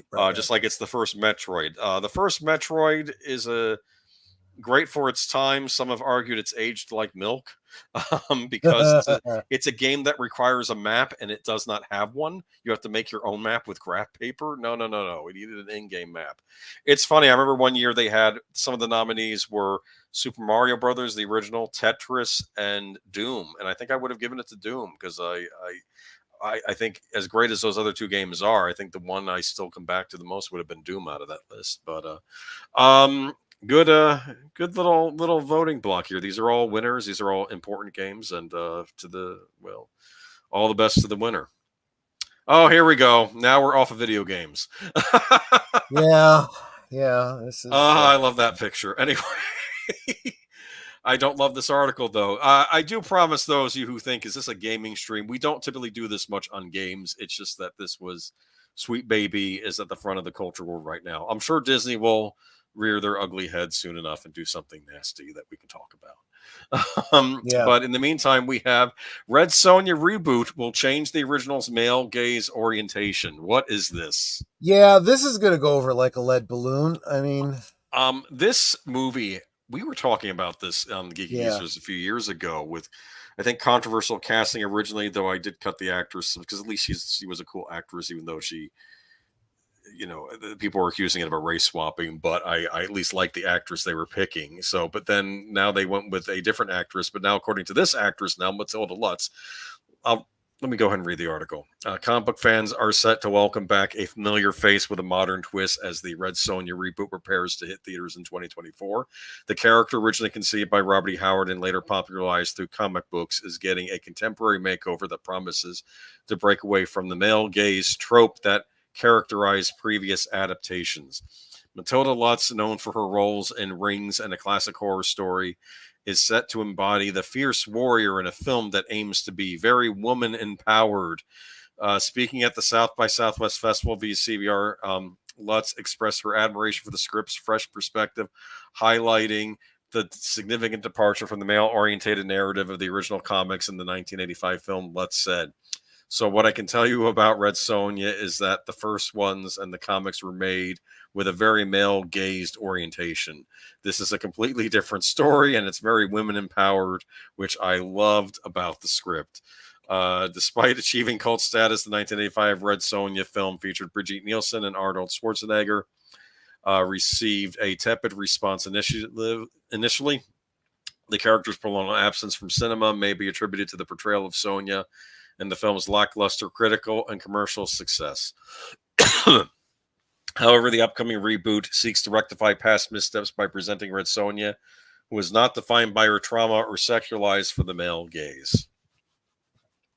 What are your thoughts? My thoughts are... I'm done is my thoughts. We know from history what's going to happen. You know, the past is prologue. What's going to happen is nobody who's ever been a fan of Red Sonja is going to have any interest in this thing. No men that were not previously a fan of Red Sonja will want to go see this movie. No woman who is not previously a fan of Red Sonja is going to want to see this movie. So there's going to be no audience, and they're going to go broke. And, you know, get woke, go broke is a truism. OG was already women empowered. Yeah. Oh, the original Red Sonja. Yeah, I know. I don't. That was the whole point of Red Sonja. You know, just like Wonder Woman, just like so many other things. The official Nintendo Player's Guide had a full map of the original. Wait a minute. They're trying to eliminate the male gaze. So what gaze do they want? The lesbian gaze? Because the lesbian GAYS, I get that, are not going to be interested in this either because they got nothing to look at either. Sounds like people didn't watch the Red Sonja, nor did they read the comic books. Yeah, I mean, she was referenced in a couple of Conan stories, but I think she became really big in comic books. That was her real big claim to fame. And you have a ton of material to work from there, and you could make a really kick-ass sword and sorcery epic, or even just an adventure movie. But of course, we're living in the age of we can't offend anybody. And I'm sorry, coming off of this Madam Web thing and the whole girl boss thing, I think everyone's over the girl boss thing. So I don't have high hopes for this movie. I mean, maybe her comments are taken out of context, but I don't know. This isn't sounding I don't know me. what context that could possibly be positive. Well, maybe this is just what they told her to say. Maybe the movie's going to be kick butt with her in a chainmail bikini. All that does is switch the blame. It doesn't make it any less heinous, or, you know, make it any more likely that, you know, this is going to be just an absolute failure. So Conan will be made with a fully clothed male lead, or are we okay with the female gaze? I have to say, I remembered when they redid Gauntlet recently, and I think the Valkyrie was in full armor head to toe, but the Barbarian was still in the loincloth. And I'm thinking, he covered up the Valkyrie. But yeah, you know, come on. Just it's because there were complaints about the whole complaint about chainmail bikinis, that sort of thing. So here we are. These people who are too busy to do any homework. I don't have high hopes for this Red Sonja movie. I wish we could get a good sword and sorcery movie, but I think that might be impossible in this day and age, because they come from the whole pulp ideal, and the pulp ideal is very well. What's funny is we're going through a bit of a renaissance of the 70s aesthetic with that horror movie that you were just talking about. Yeah, but I believe that maybe in about 10 years or so we'll start going back to the 80s, and maybe we'll get the, you know, the resurgence of the goofy slasher film with the, you know, boob shot, and then, you know, the, you know, heavy violence and whatnot. I believe that. If not, I weep for the entertainment industry. I think that the movie industry is going to die. We already had a Conan remake, and I wish I could forget about it. That was a big disappointment today for me. And I will say this, Jason Momoa, whatever you think of him, I thought he looked the part. He looked like Conan drawing. See, that's what and let's not say anything about his acting, because honestly, Arnold back in the day wasn't like, you know, super duper actor. Oh my goodness. Arnold's whole when he would do his yelling, the yelling thing, I just... and you do a freeze frame on his face, that, you know, the teeth and the jaw and the big eyes. Frankly, I'm surprised that Lizzo wasn't cast as Red Sonja. Yeah. All right, here we go. Gina Carano signs with Straight Wire Entertainment Group. Yeah, now they're going to come after her because she signed with Straight Wire and not Gay Wire or something. Talk about an actress who could play a female barbarian swordswoman. Oh, right. There we go. I mean, I'm sorry. They make a Red Sonja knockoff with Gina Carano in it. Yeah. Just do that. Well, you know, Daily Wire, make it happen. Well, this is this part of Daily Wire, or is this a different group? I have I no know she idea. worked with the Daily Wire. I'll read the article. Gina Carano, the Mandalorian Deadpool, has signed with Straightwire Entertainment Group for management. Carano began her career as a mixed martial artist who made her feature film debut in Steven Soderbergh's action film Haywire in 2011. She co-starred alongside Antonio Banderas, Michael Douglas, Michael Fassbender, and Channing Tatum in the role of Mallory Kane, a Black Ops agent who is betrayed by her employers and targeted for assassination in a conspiracy. Her performance earned her a Critics' Choice Award nomination for Best Actress in a Drama. I had recommended that to Michael French, who was on your stream on Friday. He was doing a stream on. I got what he was talking about. He was trying to do post-Cold War spy movies, like the whole renaissance that began, which I think started with the James Bond film Goldeneye.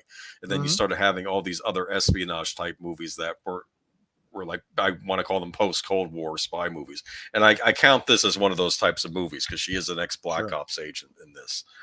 But let's see. She followed that up with Fast and the Furious 6, directed by Justin Lin, where she portrayed DSS agent Riley Hicks, and Deadpool alongside Ryan Reynolds in 2016. Yeah, she was of known quantity before Mandalorian. But on the TV side, Carano starred in Lucasfilm's Star Wars spin-off series The Mandalorian, where she played bounty hunter Cara Dune for 2 seasons. And I think it really was on that show where she was hitting stardom. And certain people at Lucasfilm, I think, did not like the fact that she was reaching stardom. Because they they don't really want to empower women. They only want to empower women that believe she is an empowered woman. Mm-hmm. I mean, she is the one that kicks ass and takes names. Yep. But she also doesn't hate men, which is weird. I mean, I'm being facetious there, but anyway. Right. In early 2021, Lucasfilm said there were no plans for Carano to return to the series in the future due to the series of controversial tweets where she compared the current divided political climate in the United States to Nazi Germany. Last month, the actress sued Disney and Lucasfilm, with the suit asking Disney and Lucasfilm to be held accountable for their bullying, discriminatory, and retaliatory actions that inflicted not only substantial emotional harm, but millions of dollars in lost income. Since her exit from The Mandalorian, she has worked with the Daily Wire on Terror on the Prairie, alongside Gabrielle Kane Day-Lewis with Breitbart TV on My Son Hunter, opposite Lawrence Fox and John James. She also starred in Madness and the Method, co-starring with Jamie Campbell, Vinnie Jones, Danny Trejo, Jason Mewes, and Kevin Smith. What are those actors I could have done without? But anyway, Carano currently has multiple film and television projects in the works, including plans to make her directorial debut. Wouldn't that be interesting if she proves to be a talented action director? Oh yeah. Rob Weston is the English gentleman who remains calm in every environment and has a deep knowledge of this industry, as well as a really unique and keen eye for art and storytelling. I feel relieved to push the refresh button in signing on with Rob, and I am as ambitious as ever in this new chapter of my life and career, Carano told Deadline. We are already actively working on a new television series that I am ecstatic about, that is unlike anything I've done thus far, and are actively attracting creatives from all over who are excited to collaborate, she added. Gina Carano is not only an exceptional talent, but a wonderful human being, and we are thrilled to be joining her in the next chapter of career, added Robert Weston, CEO of Straightwire Entertainment Group. Well, I will now be looking into what Straightwire is working on, and we'll try to do updates on this channel about this company, because that's very good that they're hiring her. I wish her the best. I wish her the best in her lawsuit, but also in future career. And frankly, I just want some good entertainment, and I think she'll help provide it. So, what do you think?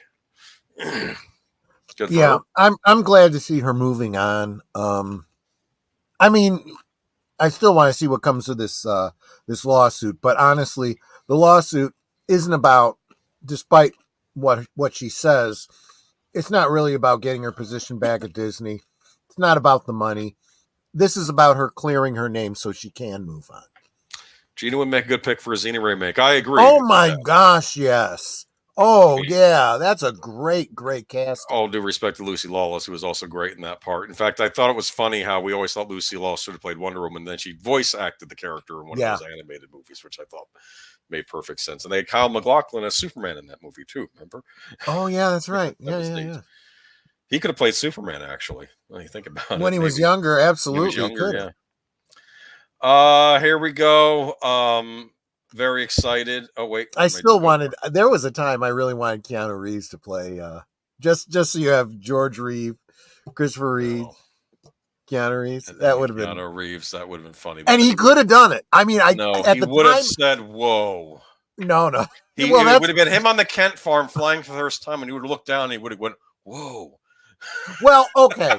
As a young Clark, I can let that slide. But he's shown to have the acting chops that I could see him go from the goofy young Keanu Reeves, It would have been funny if they did like almost like a Superboy, and it was like the goofy young Keanu Reeves, and then mixing that with him discovering he's Kal-El. That would have been kind of funny, right? As an 80s movie, because like an 80s, and he does have the acting chops to make. Look, he's a good actor. I'm not saying that. I always point to that scene in the original Superman movie where Clark is considering letting Lois know that he's Superman, and he takes off his glasses and he stands straight, and it's a transformation, right? And then all of a sudden he changes his mind, he slouches back down, puts the glasses on, changes his voice. That's an actor demonstrating that whole concept, and I do believe Keanu Reeves has that ability to do that too, but I don't know. Come to think of it, when you're a superhero like Batman or Superman, you kind of have to have the ability to be a master of disguise, right? Right. Because Bruce Wayne is nothing like Batman. His whole demeanor is supposed to be different than that, and plus, he would also pose as other guys like Matches. The interesting thing, though, is that I think most media has made it clear that whereas Clark is Clark and Superman is a put-on persona for, I mean, you can even see it kind of in the movies. Gentlemen, is that man okay? Or he's he's playing the role of the the leader, the super guy or whatever. But Clark Kent is who he really is. It's the other way around with Batman. Batman is who he is. And he puts on an affectation of a philanthropist playboy. Yes. It's a mask, The mask is Bruce. And people have made the opposite argument for Superman, but I believe you are correct. Because I know there's that famous line that Bill gives in Kill Bill about, Clark Kent is the mask. Well, no, that's of course he's a villain saying that. No, when you watch Superman the animated series, there's a wonderful moment where he's visiting his parents and he's not sure about him being the whole Superman thing and helping out. And and his dad says, "Look, you'll always be Clark Kent. Superman just helps out from time to time." Well, I love the way Gene Kane put it in Lois and Clark. Yeah. Lois, Superman is what I do. Clark Kent is who I am. Who I am, yes.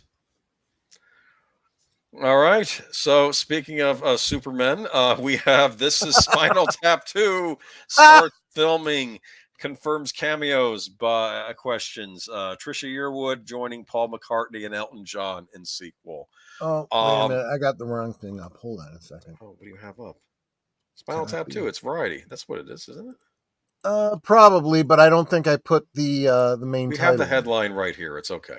Yeah, this is Spinal Tap, etc., etc. Have you ever seen This Is Spinal Tap, Troy? I have not. It is on my list, but I haven't seen it yet.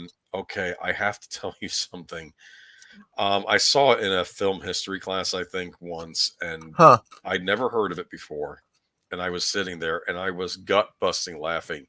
And I think I agree with many people. This might be the funniest movie ever made. It is a lampooning of a hard rock band in the early 80s. Oh, yeah.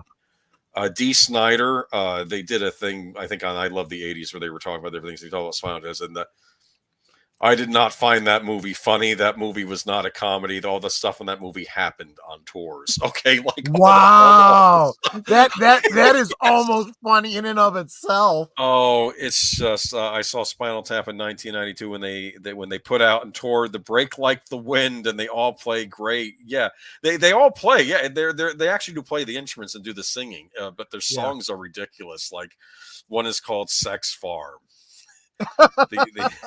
It's like, I'm plowing through your bean field. Oh my gosh. And they do one about Stonehenge, which is like their Celtic romantic song. And it's just, it's a blast. I don't want to spoil the original, but if they all I know is that Michael McKean is in it, Mr. Annette O'Toole. And yes. He played Perry White on Smallville. He did. He looks like, when you watch Superman the animated series, at least when you see the way that they drew Perry White on that, he looks like the older Michael McKean on Smallville. They have a similar look. Or maybe they just made him look like Perry White on Smallville. I don't know. But the long-awaited sequel to legendary mockumentary This Is Spinal Tap is now in production, with almost 40 years to the day that the original film was released in March 1984. The feature is shooting in Nolans, with Rob Reiner directing, and Christopher Guest, Michael McKean, and Harry Shearer all reprising their iconic roles as the legendary heavy metal band. Reiner will also return as the documentarian Marty DeBurgi. The production has also confirmed its cameos, with Questlove and Trisha Yearwood joining the already announced lineup of Elton John, Paul McCartney, and Garth Brooks. Reiner first revealed that John, McCarthy, and Brooks would be appearing during a November podcast interview. I recently spoke to Marty DeBurgi, because whenever they go on these things, they go in character, like they're the actual band, You understand what I'm saying? Right, exactly. So I recently spoke to Marty DeBurgi, who said he was more than happy to take a sabbatical from his position as a visiting professor's assistant at the Edwood School of Cinematic Arts to once again document Spinal Tap to ensure their place in the pantheon of rock and roll, Reiner said in a statement. The plot conceived by Guest, McKean, Reiner, and Shear sees Spinal Tap, England's loudest and most punctual band, reunite following a 15-year hiatus for one final concert.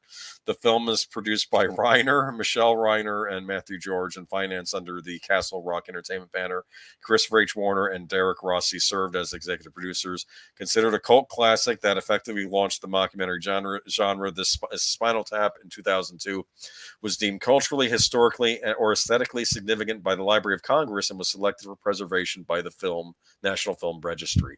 Yeah, they're a British rock band in this, so they're supposed to be known as Britain's loudest bands. And when they did flashback in the original movie, they show how the band changed over the years. Like, they started out as like an early 60s rock and roll band, I love the Beatles or the Turtles or something like that, right? And then they moved on into like more of a hippie phase until they became their hard rock version.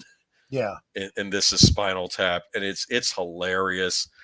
There's so many cameos in the movie too. Like Billy Crystal has a small cameo in it as a mime. At a party. I think it's a catering party where all the servers were mimes. Fran Drescher's in it as their agent. It's just I will be seeing this movie eventually. That's partly why I decided I was going to start doing a watch party Monday night movies, because it's a way for me to start getting through my ever growing watch list of movies. But what else did I want to say to you about this? No, this is I'm excited about this. If they do it right, I think it could be good. Rob Reiner's involved. He was involved in the original. He played the actual fake documentarian in the original movie as well. Of course, if you listen to the audio commentary track for the DVD that was released years back, which had them posing as the members of the Spinal Tap crew, reflecting on a documentary about them as opposed to it being a fictional movie, they didn't like Marty DeBurgi. Yeah. They kept complaining about him. They kept saying, all he did was film everything that went wrong. A lot of things went right on that tour. The commentary track was funny. It's almost like a second movie. if you ever check out the DVD. Anyway, though, I'm looking forward to this. I hope, keep your fingers crossed. And if this is making fun of how, like we're living in an age where all these bands that were popular, they then reunite when they're older and do the tours. I wonder if it's going to be making fun of that, because one of my coworkers said she's going to a Fall Out Boy concert. I was like, and I guess they're a dated band now too, because they were more an aughts band. So this is just weird how the old bands keep reuniting as opposed to I guess they don't make as much money off the music as they used to. But anyway, moving on to another. There's also rights related things to that too. I mean, you can't do the song without the rest of the band, so let's just all get together. These go to 11. Yeah, that's when the one guy's talking about all of his fancy guitar equipment, and he says, I guess this amplifier, they normally go to 10. No, I made a special one. This one goes to 11. Yeah. You can't dust for vomit. I don't want to even, I can't explain to you the scene that's from. I don't want to ruin that joke for you when you watch it for the first time. Oh, no. I'll definitely see it. Okay, I got to keep my mouth shut. It's worth going in there untainted. Yeah, I don't want you to vomit. No, it's I can't tell you the joke. You have to watch the movie. Okay. Okay. Naked Gun reboot with Liam Neeson lands 2025 release from Paramount. Wait, what? How do I feel about this? The Naked Gun reboot is about to make a 2025 a good year. Paramount Pictures announced release dates Wednesday for a number of upcoming films, including director Kiva Schaffer's new untitled film, the Naked Gun comedy franchise. See the one who did the previous ones, maybe? The movie, first announced back in 22, stars Liam Neeson, includes Seth MacFarlane as producer. The studio also announced Paw Patrol 3 will launch on July 31st, 2026. I'm furious about that. I'm joking. I'm just okay. Anyway, as a follow-up to the studio September sequel, Paw Patrol: The Muddy Movie. Are you a fan of the Paw Patrol? I have no idea. Well, I will say this. At least it doesn't portray. I'll say this. I remember the time the left was calling for its cancellation for positive portrayal of police and Paw Patrol. Exactly. The dog cops. I'm just kidding. I think that was the thing going around. Another animation feature. Oh no, they're making a sequel to Teenage Mutant Ninja Turtles: Mutant Mayhem. Oh God. Your other guest on Friday, you had a couple of guests. The guy from Midnight's Edge, Tom Connors. He gave a wonderful review of Mutant Mayhem, and you know what he said it was? It's like when you were a kid living in the '80s, and all the parents groups they all say, you know, Teenage Mutant Ninja Turtles all about farts and snots and disgusting stuff, and that's what boys like. So no, it's not what it's about. And then he said he watched this movie, and that's what it was about. He was angry. Like, this was the movie that all the parents said this is what the Turtles are about. That's what it felt like when he was watching the movie. Yeah, exactly right. Among other titles landing on the studio's calendar is Novocaine, starring Jack Quaid and Amber Midhunter, set to release November. Okay, Is that a remake? Is that an original movie? The action title from directors Robert Olson and Dan Burke features Quaid as a bank executive whose inability to feel pain becomes an asset after his institution is robbed. Is that an actual? Is that the plot of the original movie? I actually don't remember. It's from 2001. It was a Steve Martin film. I think it was a comedy, so maybe not. Maybe just the same title. District Dakota Fanning led Vicious, hits theaters August 8th, 2025. Brian Bertino directed the film on his own script about a woman who fends for her life during a harrowing night after receiving a mysterious gift. Okay, sounds like a thriller. Original musical Better Man from director Michael Gracie opens the limited release on Christmas Day 2024 and goes wide January 17th. The biographical movie stars British singer Robbie Williams as himself. Does that sound like your kind of thing? Maybe. Maybe. All right, but anyway, can we get to the interview? Okay, so Dan Greger and Doug Mann wrote the new Naked Gun film script with Schaffer, following the two scribes having penned the director's Emmy-winning Disney Plus feature Chippendale Rescue Rangers 2022. MacFarlane, Erica Hudgens of Fuzzy Door produced the movie that is based on the Naked Gun film franchise and the television series Police Squad. An interview with the Hollywood Reporter late last year to celebrate the 35th anniversary of the original 1988 Naked Gun movie, director David Zucker and co-writer Pat Profit said they had previously written a script for a fourth film. Leslie Nielsen will starred as accidental Lieutenant Frank Drebin in the series' first three films, with 1994's Naked Gun 33 and a third, the final insult, as the latest one. It may come out and may be great and good for that, but I sure as fuck don't want to be writing it, Prophet said about the reboot, adding that he and Zucker have been totally blocked out of it. Okay, well, that's not cool. Right. But during a conversation with MacFarlane that published earlier this year for his Peacock series TED, he told THR that Naked Gun reboot had recently picked up momentum. Akiva Schaffer and his team have written a script. MacFarlane said at the time, in fact, I've been meeting about it in December after. As far as the exact timing this might be released, I can't be specific at this point, but it's very much alive moving forward. Okay, the big news, though, is that Liam Neeson is going to be in the lead. Yeah. What do you think, Liam Neeson, in this part? Is it going to be a riff on his suspense movies that he does all the time, the thrillers he does, like the Taken movies? Here's the problem. If they're riffing on that, that might be kind of funny, actually. I have questions about the ability to do comedies anymore. So I can't imagine this being the humor on the level of the original Naked Gun films. So I don't know. I just don't know what to expect here.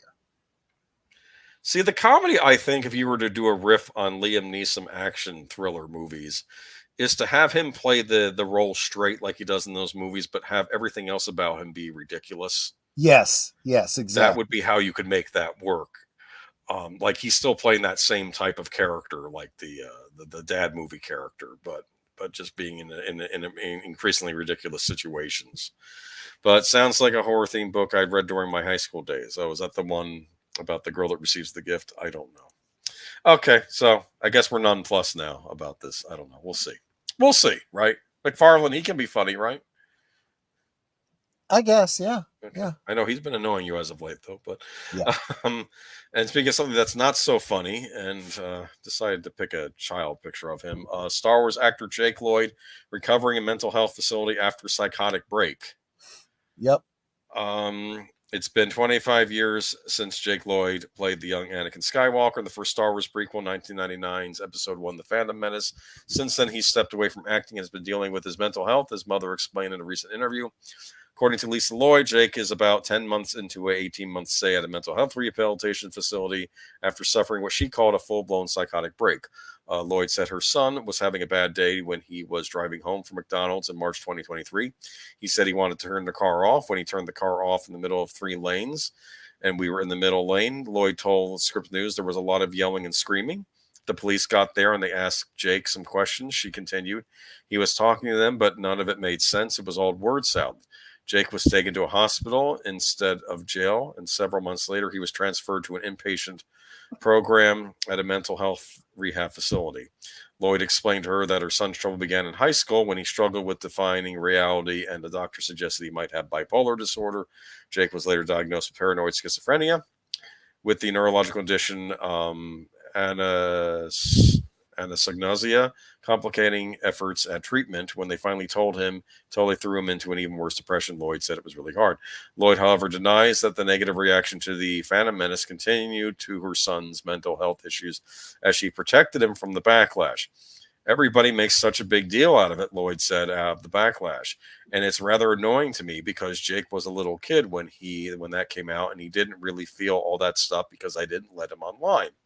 Today, Jake is doing much better, and Lloyd expected, and he's beginning to understand more about his condition and the importance of taking his medication. Lloyd also knows that Jake is a big fan of Star Wars, both the movies and the TV shows, particularly Ahsoka. For his birthday, Lloyd got an action figure of lead character Ahsoka Tano. People think Jake hates Star Wars. Lloyd added, he loves it. Yeah. So this is running contrary to interviews I've seen with him, because he was all about how he was bullied and stuff, and said you ruined Star Wars and all this. So yeah. So here's what I've gathered from things that, and look, unfortunately, how reliable a narrator is somebody who has paranoid schizophrenia, possible bipolar disorder. I mean, yeah, not the best at recounting the circumstance. You got to keep in mind it was a very different world when the prequel. He was only in the first movie. He was only in the Phantom Menace. Only in the first one. As when the Phantom Menace came out, the internet was a very different place. It wasn't like it is now with the Twitters and the Facebooks and the. I think that was the days of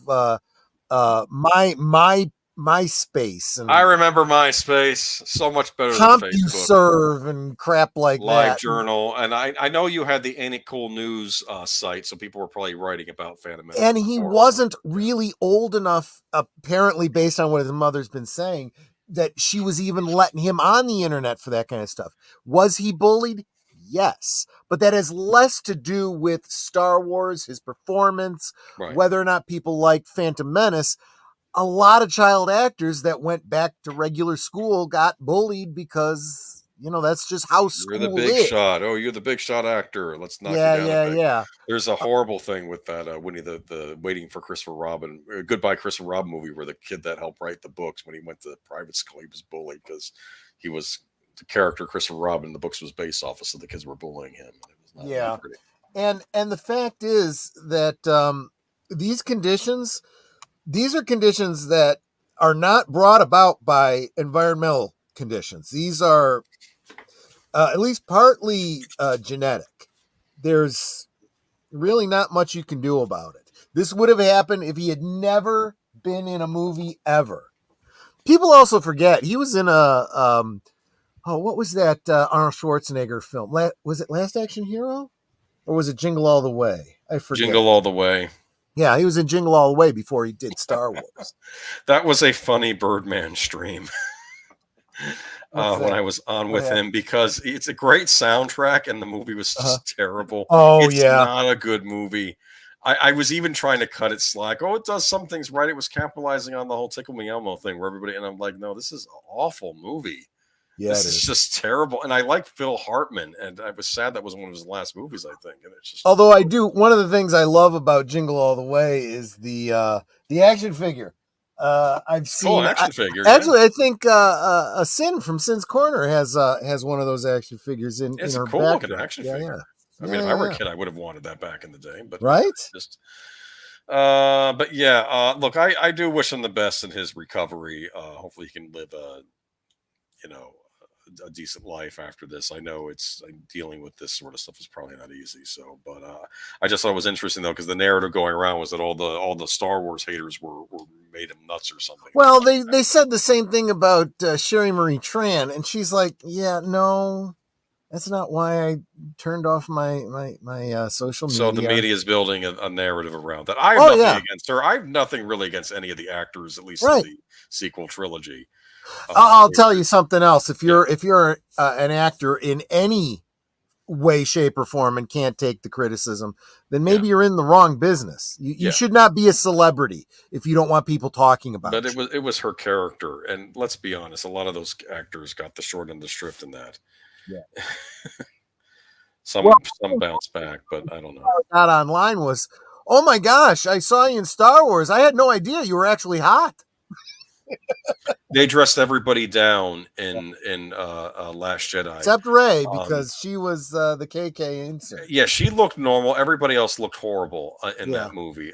John Boyega, he had that embarrassing thing where he's walking around after the water suit. Yeah. Oscar Isaac looked like he hadn't bathed for like a week in that movie. Right. It's just everything looked oily, and that was Rian Johnson.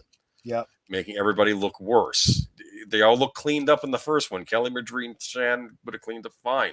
I mean, for heaven's sakes, what's her name from Wild at Heart and Jurassic Park? Laura Dern. Laura Dern. I saw her on the red carpet premiere for The Last Jedi, and she looked great. She looks horrible in the movie. I mean, it's just terrible. Final story of the night. We have not commented much on X-Men 97. I think I brought it up when it was first announced. And this turned into a cluster frack online where we were saying, well, the X-Men were always woke. It was always an analogy for this and that and whatever. And you people saying, okay, so, but now we have some news coming out that I'm going to report on. Some very mysterious news. How often does this happen? Bo DeMeo, the showrunner, executive producer behind Disney Plus's upcoming animated series X-Men 97, has been fired ahead of its March 20th premiere. Variety has confirmed. Now, that's a big deal. You were fired before the show premieres. DeMeo had completed work on seasons 1 and 2 of X-Men 97, which means these are already in the bag. Right. So they're going to come out. He will not attend the March 13th holiday premiere of the show. His Instagram account, on which he had been previewing artwork and answering fan questions about X, has also been deleted. So something happened. He wrote and produced X-Men 97, which is a continuation of the popular X-Men the animated series that aired on Fox Kids in the 90s. I think many of us remember that series. It is unclear why DeMeo was fired from the X-Men 97 so close to the premiere, but he will no longer promote the show or be involved with future seasons. He did some excellent work writing seasons 1 and 2, and I can't wait for fans to see the series. Executive producer Brad Williams of Variety. The entire team came together to create a revival worthy of the X-Men 60-year legacy, from Stan and Jack to Claremont to Leewald. We all truly stand on the shoulders of giants. DeMeo also wrote on the fellow Marvel and Disney Plus series Moon Knight, starring Oscar Isaac, and the upcoming film Blade, feature film Blade, starring Mahershala Ali. His other credits include Star Trek: Strange New Worlds, Netflix's live action The Witcher, starring Henry Cavill. So basically, he's never done anything that was successful. Well. Anyway, several original cast members of the X-Men 97 are returning for X-Men 97, including about 30 years of the original finale. New show picks up where the 90s Saturday morning cartoon ended. So anyway, so you've heard things about why he may have been kicked off. This is very abrupt. No reason is given. He didn't make a statement. His accounts are wiped. I'd heard a similar thing too. Should we announce it on air? What do you think? Well, I mean, it's pretty demonstrable. Yeah. We know he had an OnlyFans. We also know the OnlyFans was not, I mean, I don't know much about OnlyFans. It can be used for whatever you want. It doesn't have to be used for certain activities. That I did not know. I also did not know that it ends up getting used for that, but you can have it open, like public, or you can have it behind the paywall.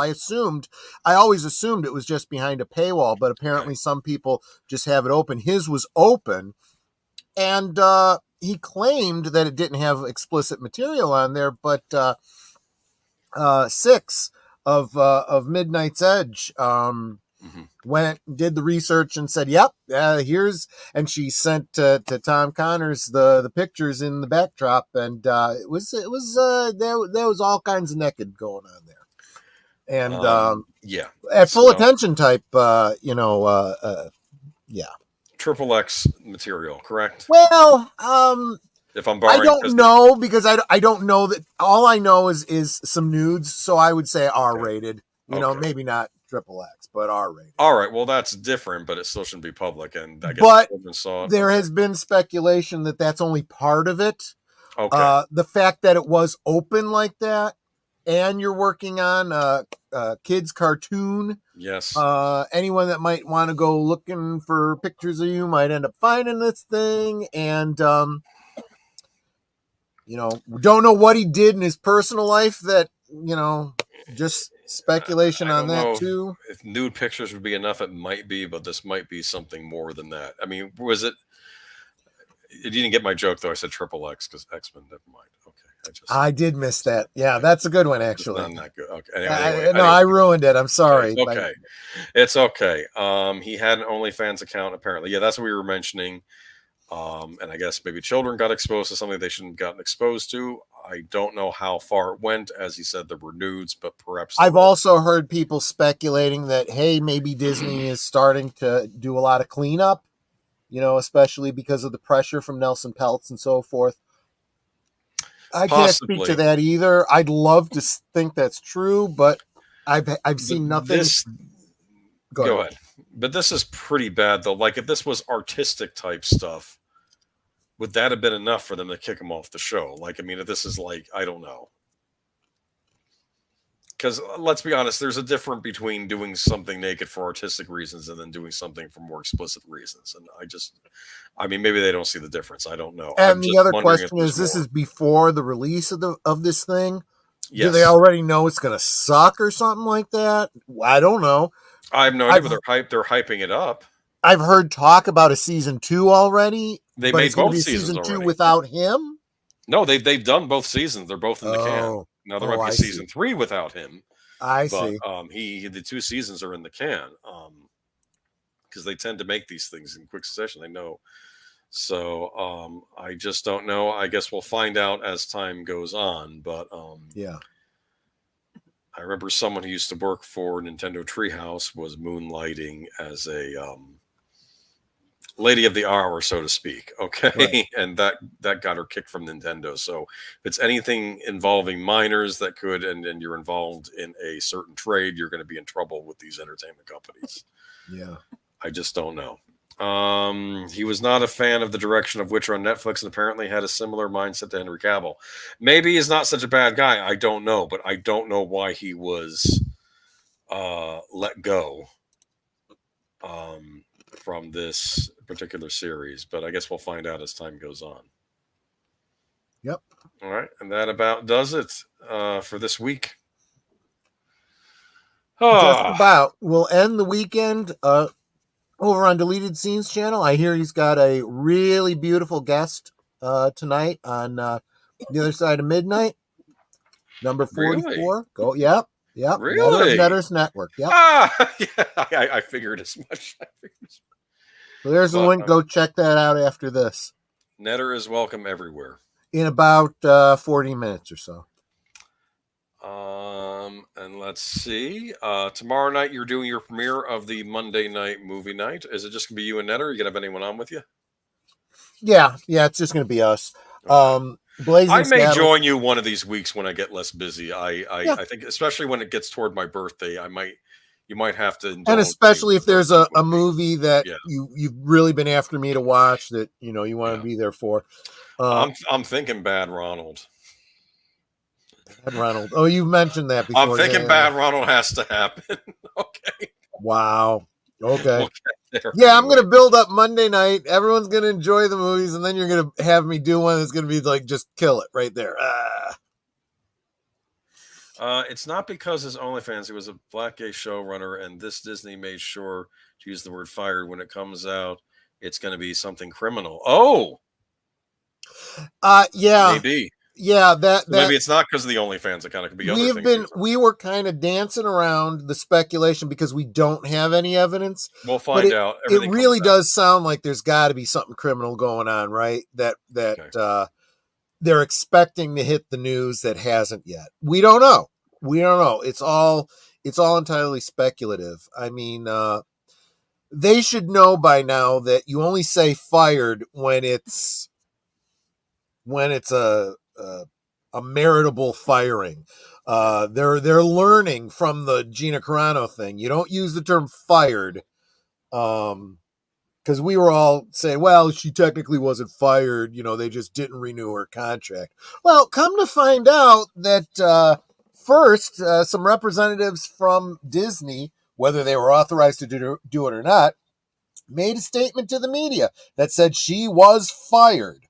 And then come to find out that she was already in negotiations to do this. What was it? Rangers of the New Republic. And so if they suddenly decide not to renew her contract, that kind of constitutes fired when you're in negotiations. Troy, if Disney was going through a cleanup, the first person that should be fired is the POS who came up with Disney Plus, canceled physical media. Oh, don't get me wrong. They should be getting rid of Iger. They should be getting rid of Kennedy. They should be getting rid of Feige. They should be getting rid of a whole host of people. But those aren't the people that get fired. The people at the top don't get fired.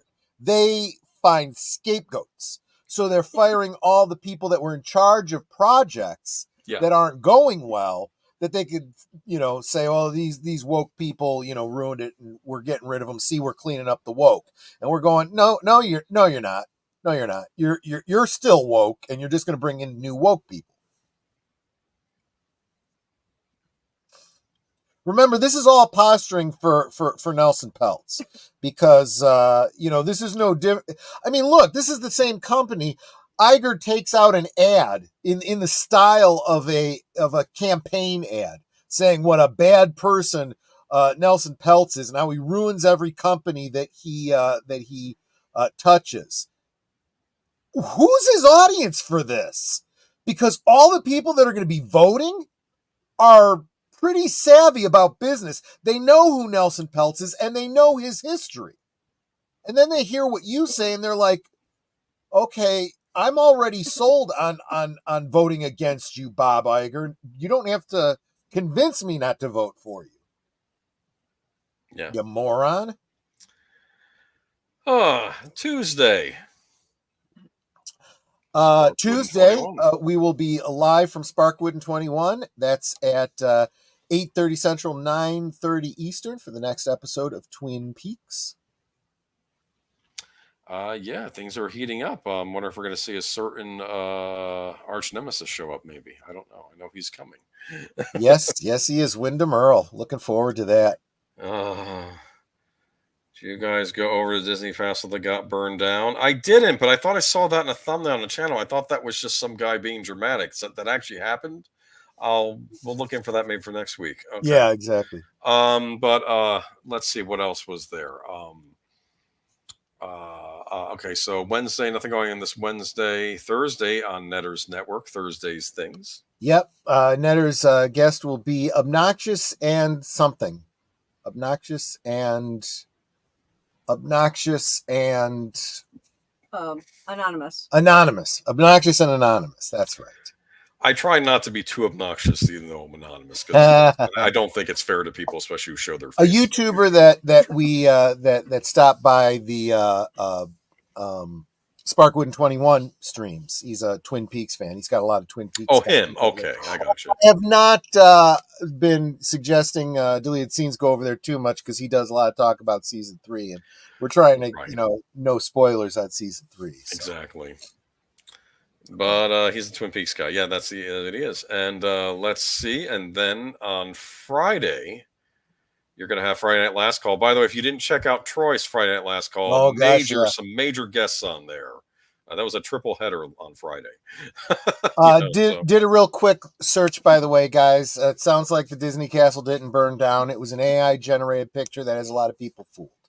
Oh, I see. Okay, because I saw that circulating. I was wondering. Okay. Yep. All right, buddy. Yeah, definitely check out his last Friday stream if you haven't already. But this Friday, who are you going to have on? Besides this Friday is going to be Andy Masterson of the Laboratory of Mayhem.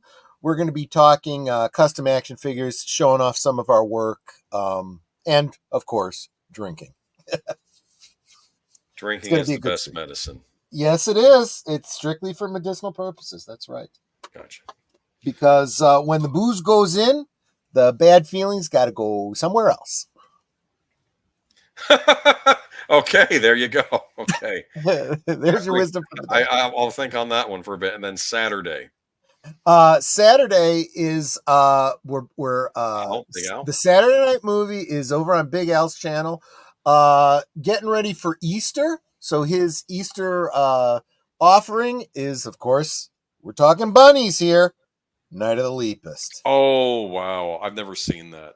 Really? Yeah, it's a classic. It's good, it's bad, it's weird. You're gonna like it. Yeah. All right. And then Sunday, check out Deleted Scenes. I know he has his Western Cinema, and then with Jedi Bill, I believe. Yeah, who I believe was a guest on Netter's Network this past Thursday. Yeah. Yes, he was. Make sure you check that out. And then, of course, Unscripted at the official pre-show of Geeky Geezers. Yep. Yes, 7 Central, 8 Eastern, and then that leads us into Geeky Geezers again next week. Yes. Obnoxious and Anonymous sounds a lot like me. Oh, that's funny. Yeah. I think it's going to be a lot of fun. So, yeah, please join us throughout the week. We are really starting to get into a groove where all of us in this community, we've got something going on almost every night of the week. So, we're trying to fill in the gap. We're standing in the gap of the lost entertainment of television and movies and so forth. Give you an option. So, and of course, if you can't catch us live, you can always catch us on the rerun. Catch y'all later. Yep. Have a good week. Bye-bye. Bye-bye, everyone. Other Side of Midnight. Check it out. Yep. Great guest on tonight. Bye. Good night, everybody.